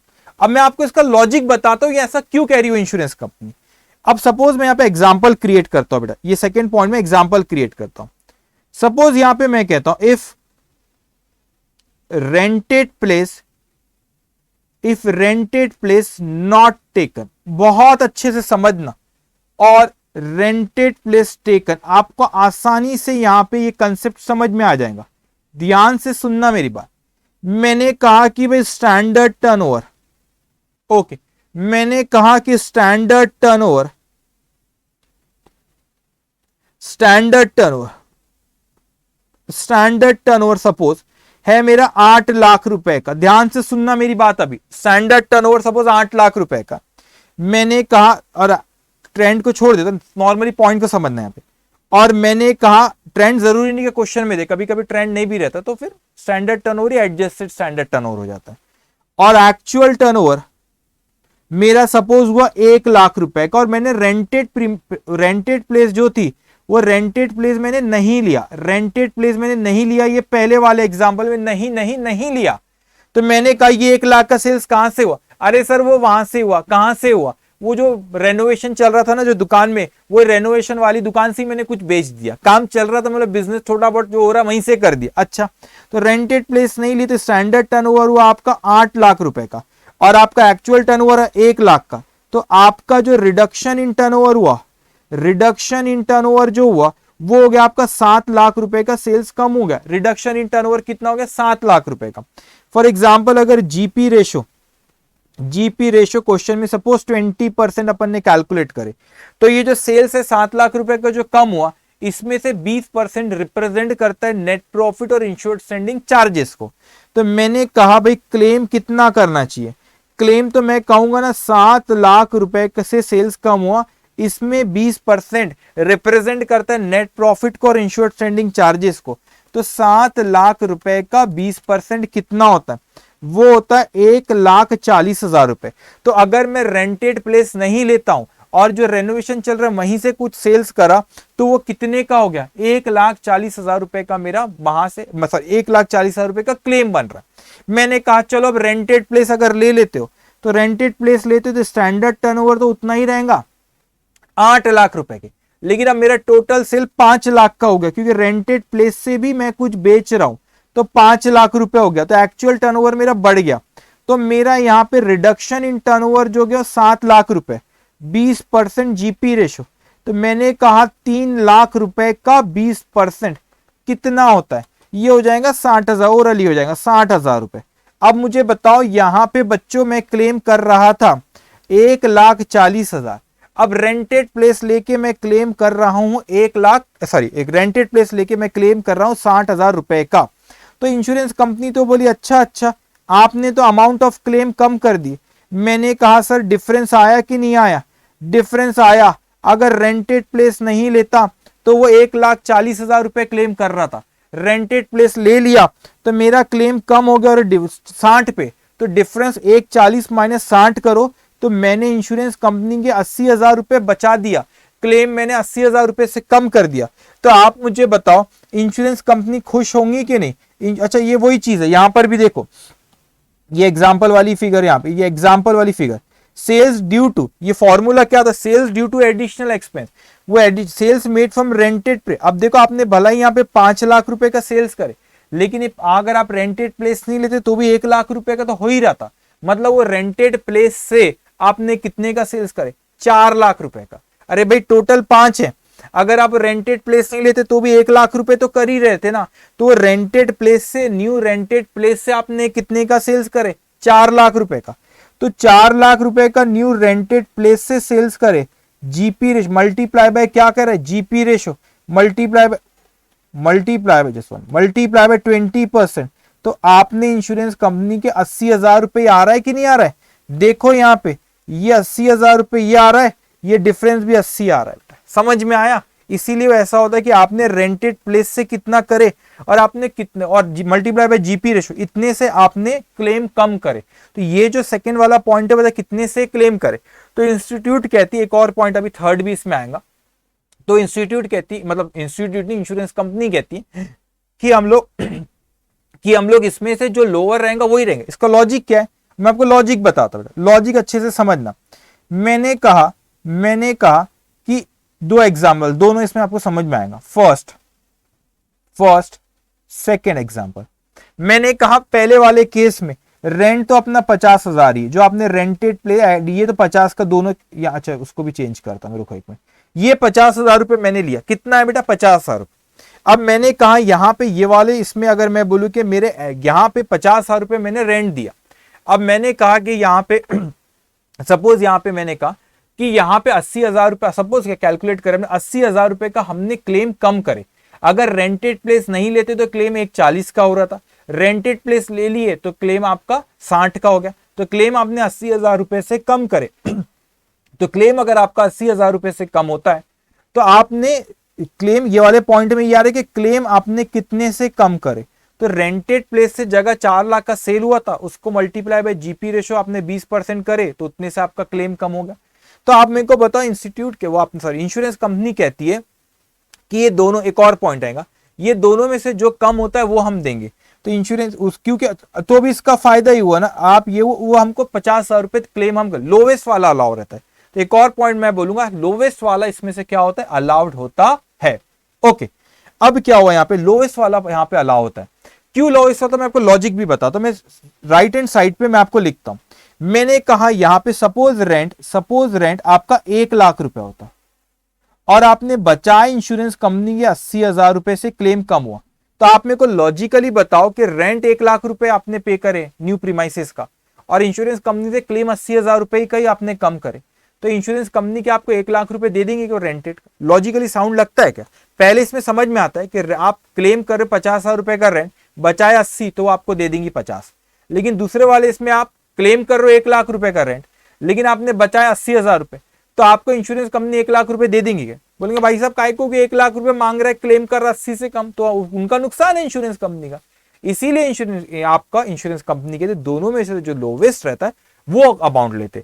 तो सेकेंड वाले एग्जाम्पल में अगर अपन ले तो यहां पे अपन क्लेम कितना कर सकते, 80,000 रुपए। इंश्योरेंस कंपनी में भाई 1 लाख मांग रहा है, बचाया 80, तो हम काय को 1 लाख देंगे। तो जो दोनों में से लोवेस्ट रहता है वही इंश्योरेंस कंपनी हमको देती है। तो इसीलिए हमारा सेकेंड पॉइंट आता है sales due to additional expense multiply by GP ratio. अब sales due to additional expense multiply by GP ratio. अब जो थर्ड कंसेप्ट एक बार अपन रिवाइज करें, फिर मैं थर्ड पॉइंट पे यहां पे आता हूं। मैंने आपसे कहा सबसे पहले concept how we calculate reduction in turnover, adjusted standard turnover minus actual turnover, वो आपका होता है reduction in turnover. How we calculate GP ratio, net profit plus insured standing charges divide by sales multiply by 100, that is GP ratio. और फिर आप उसको third concept additional expense, how we calculate additional expense, least of the three, मतलब जो आपको 3 point यहां पे रहेंगे और तीनों में से जो सबसे कम रहेगा लोवेस्ट इज अलाउ। कौन सा अलाउ है आपको, लोवेस्ट इज अलाउ। ओके,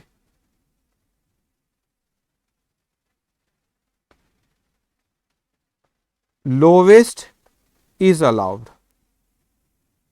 तो मैं यहां पे जो लिखने जाऊंगा 3 पॉइंट में से आपको इंश्योरेंस कंपनी जो जिसका भी अमाउंट सबसे कम वाला अमाउंट जिसका रहेगा, सबसे कम वाला अमाउंट जिसका रहेगा वो ही आपको क्या करेगी, ओके सबसे कौन सा वो आपको देंगी, जो तीनों में से जो सबसे कम अमाउंट होगा वही इंश्योरेंस कंपनी हमको देंगी। ये चीज आपको समझ में आई। सो यहां पे एक और चीज आएंगे, लोवेस्ट एक और दो है। पहला, जितना खर्च करे और जितना एडिशनल आपने sales due to additional expense multiply by GP ratio. तो जो रेंटेड प्लेस से जितना सेल्स हो उसमें जीपी रेशो मल्टीप्लाई कर उतने से क्लेम कम हुआ। तो भाई इंश्योरेंस कंपनी में तो अपना फायदा देंगे ना। आप क्लेम कर रहे हो लाख रुपए का और आप उनसे रेंट मांग रहे हो लाख रुपए का और आपने बचा के दी सिर्फ 80,000, तो लाख रुपए दे देंगे, 80 देंगे ना। इसीलिए लोवेस्ट इज अलाउ। तो तीनों में से लोवेस्ट इज अलाउ। अब मैं आपके सामने लिखने जा रहा हूं थर्ड वाला पॉइंट। तो थर्ड वाला पॉइंट यहां पे लो 1 2 और एक तीसरा और एक पॉइंट है इसमें, third point. So third point में आपको इंश्योरेंस कंपनी कहती है कि नहीं हम प्रोपोर्शनेट भी कैलकुलेट करें। हमने बोले क्या प्रोपोर्शनेट कैलकुलेट करोगे, तो वो कहते हैं हमसे ये जो भी आपका एडिशनल एक्सपेंस हुए, फॉर्मूला उन्होंने बनाए, वो कहते हैं कि जो भी आपका एडिशनल एक्सपेंसेस हुआ उसको, जो भी आपका एडिशनल एक्सपेंस हुआ वो पूरा का पूरा हम नहीं लेंगे, हम एक प्रोपोर्शनेट भी कैलकुलेट करेंगे। हमने बोले क्या प्रोपोर्शनेट कैलकुलेट, तो वो कहने लगे हमसे, वो कहने लगे कि ये फॉर्मूले gross profit on adjusted annual turnover. अब इन एनुअल टर्नओवर आपके सामने एक नया टर्म आया, वो मैं थोड़ी देर में बोल रहा हूं, बस पेशेंस रखना। Gross profit on adjusted annual turnover plus uninsured standing charges. Okay, और ऊपर फॉर्मूला उन्होंने बनाया यहां पे gross profit on adjusted annual turnover. पहले आप एनुअल टर्नओवर क्या होता है, एडजस्टेड एनुअल टर्नओवर का मीनिंग क्या होता है, पहले आप वो समझो, फिर मैं फॉर्मूले पे आता हूं कैसे बनाया हम लोगों ने। तो जब मैं आता पहले तो मैं ये समझ लो आपके एनुअल टर्नओवर का मीनिंग क्या होता है, पहले आप इसको समझना। अब फटाफट जवाब देंगे। ये अपना जो साल यहां पे ये जो ईयर इसमें अपना बिजनेस यहां पे डिस्टर्ब रहा, तो करस्पॉन्डिंग पीरियड पिछले साल उसी समय पे जो सेल्स है उस ये सेल्स है आपका, तो इसे आप क्या कहते हो, इसे हम कहते हैं स्टैंडर्ड टर्नओवर। इसे क्या कहते हैं, स्टैंडर्ड टर्नओवर। और इसे क्या कहते हैं, एक्चुअल टर्नओवर। इसे क्या कहते हैं, एक्चुअल टर्नओवर। तो ये 30 जून 2022 इसे आप क्या कहते हैं, एक्चुअल टर्नओवर। अब ये एनुअल टर्नओवर वाला एक नया टर्म जो आपके फॉर्मूले पे इंश्योरेंस कंपनी यूज करती है। सो एनुअल टर्नओवर का मतलब होता है कि जिस दिन आग लगी, ये आग लगी यहां पे, जस्ट वन, ओके, जिस दिन आग लगी वो आग लगने से एग्जैक्ट 1 साल पहले तक ये हुआ, एक एग्जैक्ट 1 साल पहले तक ये जो टर्नओवर होता है आग लगने से ड्यूरिंग लास्ट ईयर नहीं बेटा, एनुअल टर्नओवर का मतलब अलग होता है। एनुअल टर्नओवर का मतलब होता है आग लगने से एग्जैक्ट 1 साल पहले, आग लगने से एग्जैक्ट 1 साल पहले किशन, उसे हम कहते हैं एनुअल टर्नओवर। साल तो यहां शुरू हुआ ना 1/4/2000, तो इसे कहते हैं एनुअल टर्नओवर, इसे कहते हैं एनुअल टर्नओवर। तो साल आग लगने से, आग यहां लगी डेट, उससे एग्जैक्ट, ये क्वेश्चन में सब दिया रहेगा, एग्जैक्ट 1 साल पहले, इसे कहते हैं एनुअल टर्नओवर। इसे क्या कहते हैं, एनुअल टर्नओवर। सो हमसे इंश्योरेंस कंपनी कहती है सुनो सुनो, ये जो आपने ग्रॉस प्रॉफिट यहां पे जो कैलकुलेट करे, ये ग्रॉस प्रॉफिट, ये ग्रॉस प्रॉफिट रेशियो अपन अप्लाई करेंगे, लेकिन ग्रॉस प्रॉफिट में कौन सी दो चीज आती है बच्चों, ये ग्रॉस प्रॉफिट जो हम जो फॉर्मूला कैलकुलेट करते उसमें नेट प्रॉफिट और insured standing charge, insured standing charges, ये फॉर्मूले में हमारे ग्रॉस प्रॉफिट के gross profit plus insured standing charges ही आती है। तो इंश्योरेंस कंपनी कहती है हमको, इंश्योरेंस कंपनी हमको कहती है कि भाई साहब ये gross profit on adjusted annual turnover, तो वैसे इसके दो फॉर्मूले थे लेकिन इंस्टीट्यूट ने दोनों दिए, लेकिन अपने पूरे सजेस्टेड में जो फॉर्मूला यूज करते हैं मैं वही पहले बोल रहा हूं। तो वो कहते हैं कि ये डेट ऑफ फायर से एग्जैक्ट 1 साल पहले जो सेल था, तो करंट सेल एकदम, ऐसा भी नहीं कि लास्ट ईयर का, एग्जैक्ट लेटेस्ट वाला जो सेल है 1 साल का, तो आग लगने से पहले लेटेस्ट 1 साल वाला पहले हम इसको एनुअल टर्नओवर बोलते हैं। तो ये जो आपका टर्नओवर हुआ यहां पे, उसका आपने क्या निकाले बेटा, ग्रॉस प्रॉफिट रेशियो। तो ग्रॉस प्रॉफिट में क्या कवर होता है अपने यहां पे, नेट प्रॉफिट और इंश्योर्ड स्टैंडिंग चार्जेस। तो बोलता है ये gross profit on insured standing charge adjusted annual turnover, plus यहां पे उसने और एक चीज दिया, प्लस उसने क्या दिया, uninsured standing charges. 2 minute patience रखेंगे। तो ये डिनोमिनेटर में उसने सारी चीजें कवर कर लिया। कौन सी, वेरिएबल को तो सवाल ही नहीं उठता, वेरिएबल का इंश्योरेंस निकालने का ऑप्शन ही नहीं, मगर स्टैंडिंग चार्जेस का ऑप्शन है ना। आप अनइंश्योर्ड जो आपने नहीं निकाले, चाहते तो निकाल सकते थे। तो वो कहते हैं कि नेट प्रॉफिट प्लस इंश्योर्ड, और यहां पे देखो प्लस आया, यहां पे प्लस आया, प्लस अनइंश्योर्ड स्टैंडिंग चार्जेस, मतलब नेट प्रॉफिट भी आ रहा है डिनोमिनेटर में, इंश्योर्ड स्टैंडिंग चार्जेस प्लस यहां पे अनइंश्योर्ड भी आ रहा है। मगर ये किसका नेट प्रॉफिट और इंश्योर्ड स्टैंडिंग, जो लेटेस्ट वाला सेल्स लो बोले, लेटेस्ट वाला वो, तो हमने लेटेस्ट वाला ले लिया एकदम करंट, तो एनुअल टर्नओवर बोलते हैं उसको। तो यहां पे डिनोमिनेटर में नेट प्रॉफिट भी आ रहा है, इंश्योर्ड स्टैंडिंग चार्जेस भी आ रहा है, अनइंश्योर्ड भी आ रहा है। तो बोले इतना आप करा सकते थे, या आपने कराए नहीं, तो एडिशनल एक्सपेंस भी प्रोपोर्शनेट ही देते, प्रोपोर्शनेट ही देते। तो ये जो ग्रॉस प्रॉफिट है, ये इसका क्या, net profit plus insured standing charges आ रहा है। तो यहां पर आप देखोगे कि तो ये net profit insured standing charges adjusted annual turnover का, तो यहां पे न्यूमरेटर में आप देखो, यहां पे कहीं आपको अनइंश्योर्ड स्टैंडिंग चार्जेस दिख रहा है जो डिनोमिनेटर में दिख रहा है, नहीं, बस यही उसका पॉइंट है। तो इंश्योरेंस कंपनी कहती है एडिशनल एक्सपेंस भी हम पूरा नहीं दे देंगे, ये एडिशनल एक्सपेंसेस अगर इतने पे, अगर इतने पे, तो आपने अगर इतने पे, तो इतने पे कितना, मतलब वो कहती है आपने अनइंश्योर्ड का, आपने यहां पर क्या हुआ, आपने अनइंश्योर्ड स्टैंडिंग चार्जेस का इंश्योरेंस का नहीं निकाले, लेकिन वो कहती चाहते तो निकाल सकते, तो आपने इतने पे इतना टोटल निकाल सकते थे, निकाले नहीं बात अलग है, निकाल सकते थे, और आपने यहां पे सिर्फ नेट प्रॉफिट और इंश्योर्ड स्टैंडिंग चार्जेस को कवर करे, तो बोलते इतने पे हो सकता था, हुआ इतना, तो वो एडिशनल एक्सपेंसेस भी प्रोपोर्शनेट ही देती है। तो ये फॉर्मूला इस तरीके से इंश्योरेंस कंपनी ने डेवलप करी। अब यहां पे इसमें से जो सबसे कम रहेगा, सबसे जो कम रहेगा, वो इंश्योरेंस कंपनी हमको एडिशनल क्लेम, उतना एडिशनल एक्सपेंसेस का उतना क्लेम वो हमको देती है। तो एडिशनल एक्सपेंसेस में कौन से 3 पॉइंट आते, पहला एक्चुअल एडिशनल एक्सपेंस जो क्वेश्चन में दिया रहेगा, दूसरा sales due to additional expense, और you can say sales made from rented premises multiply by GP ratio, second point. Third will be additional expenses multiply by gross profit on adjusted annual turnover divided by gross profit on adjusted annual turnover plus uninsured standing charges. तो इस point को बहुत अच्छे समझेंगे, ये process होती है। अब अगर अपन डोंट वरी, अगर 70% पॉइंट भी आपने कैच कर ली, when we solve question in next session you will come to know इसी का इंप्लीकेशन होगा, तो फिर वो और कंसेप्ट क्लियर वहां पे होते जाएंगे। अब हमने जो जो चीजें अभी तक के बात करें, अभी तक हमने जो बात करे, सो अगर मैं यहां पे बात करूं तो एक चीज है, सो यहां पे मैं कहता हूं calculation of loss of profit कैसे होता है। तो मैंने कहा कैलकुलेशन ऑफ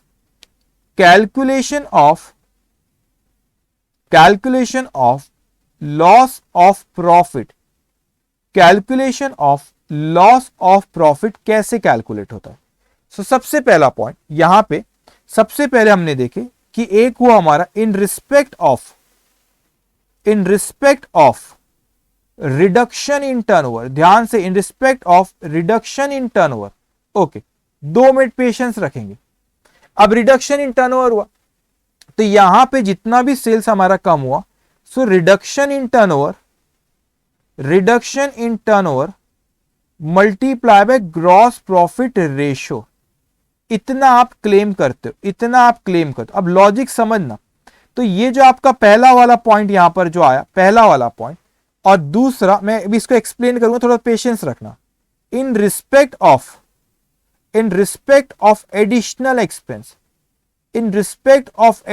एक्सपेंसेस, वो भी आप इस पॉलिसी में क्लेम करते हो। सो मैंने कहा ये जो अमाउंट आएगा ये क्लेम में, अभी एक और चीज में आएंगे, लेकिन ये मैं क्लेम कर रहा हूं।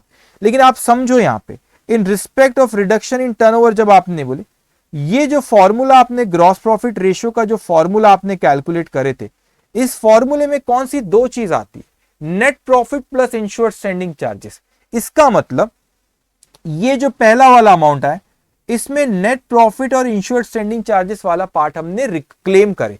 तो मैंने आपसे कहा था 3 चीजें क्लेम करते, net profit, insured standing charges और एडिशनल एक्सपेंस।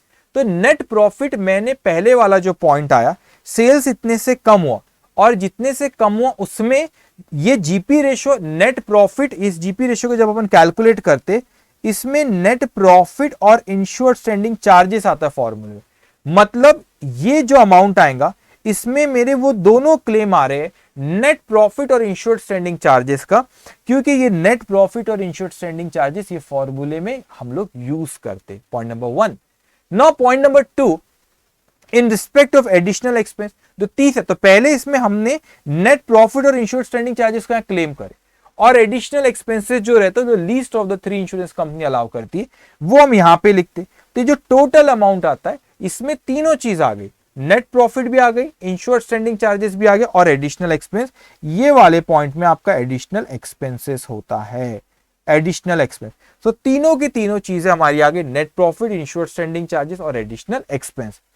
अब इसमें से एक चीज माइनस करी जाती, कौन सी चीज माइनस करी जाती है, that is saving in insured standing charges. ये क्या है, saving in insured standing charges? भाई आप ऊपर में स्टैंडिंग चार्जेस को क्लेम कर रहे हो ना, स्टैंडिंग इंश्योर्ड स्टैंडिंग चार्जेस को ऊपर क्लेम कर रहे हो, तो उसमें कोई सेविंग अगर हो जाती है, अगर सपोज स्टैंडिंग चार्जेस आपके जो इंश्योर्ड उतने खर्च नहीं, अगर सेविंग हो गई तो फिर आपने उतना क्लेम नहीं करना चाहिए। तो अगर क्वेश्चन में दिया कि कुछ सेविंग हो गई तो वो अमाउंट आप क्लेम नहीं करोगे, इसको माइनस करोगे। तो that will be amount of loss of profit. इस तरीके से amount of loss of profit calculate होता है। अब ध्यान से मेरी बात सुनिए, तो ये होता है, ये स्टेप कैसे फॉलो होंगे अभी हम नेक्स्ट सेशन में जब कल हम करेंगे तो मैं स्टेप्स भी बताऊंगा, लेकिन इसको इस तरह से amount of loss of profit आप कैलकुलेट करते कैसे। स्टेप नंबर 1, सबसे पहले reduction in turnover will calculate करेंगे। हाउ वी कैलकुलेट, अब मेरे साथ साथ आप भी लाइव देख रहे हो तो लाइव आप भी घर पे जैसा मैं बोल रहा हूं मेरे साथ साथ आप भी बोलोगे। ओके, जो बच्चे रिकॉर्डेड देख रहे तो भी आप बोलोगे। How we calculate reduction in turnover, step number 1, reduction in turnover. How we calculate reduction in turnover, adjusted standard turnover minus actual turnover. What do mean by actual turnover, जो sales आपका corresponding period में हुआ। What do sorry, जो sales आपका actual period, जो disorganized period में हुआ। And what is standard turnover, जो करस्पॉन्डिंग पीरियड लास्ट ईयर में जो हमारा इतना सेल्स हुआ। तो how we calculate reduction in turnover, adjusted standard turnover minus actual turnover. How we calculate second concept, GP ratio, net profit plus insured standing charges divided by sales multiply by 100. तो last year के figure आपने base माने तो आपका sales में कितने percentage net profit represent करता है, कितने percentage insured standing charges represent करता है, वो हमारे जीपी रेशियो बता दे. तो आपने reduction in turnover multiply by GP ratio that will come in respect of reduction in turnover.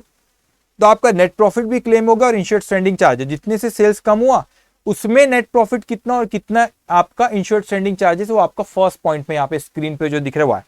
Second जो एडिशनल एक्सपेंस कैसे कैलकुलेट करते हैं, इंश्योरेंस कंपनी कहते हैं least of the three. Least of the three मतलब पहला actual additional expense, second sales made from rented premises multiply by GP ratio. मैंने आपको लॉजिक भी बताया. थर्ड वो प्रोपोर्शनेट देती है कि टोटल कितना हो सकता था कितना किए. तो additional expense multiply by gross profit on adjusted annual turnover divided by gross profit on adjusted annual turnover plus uninsured standing charges.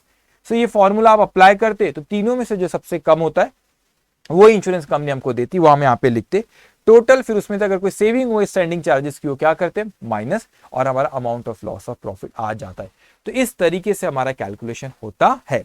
अब ये स्टेप तो मैं आपको स्टेप 5 स्टेप बताता और मैं बोलता चलो खेल खत्म. इस तरीके से पढ़ सकते थे, लेकिन लॉजिक समझना हर चीज का जरूरी है. तो इस सेशन के बाद मैं आपसे इसकी पीडीएफ शेयर करूंगा और आज जो आपको 2 होमवर्क दिए गए प्रैक्टिस ड्रिल के, आपकी जो practice question claim of loss of stock के क्वेश्चन नंबर 2 and 3 वो आप करोगे, और उसके बाद आपको claim of loss of profit के क्वेश्चंस कल से शुरू होंगे. लेकिन उसके बाद आपको claim of loss of profit के ये जो सारा डिस्कशन मैंने किया हूं ये पीडीएफ में आपसे शेयर कर दूंगा.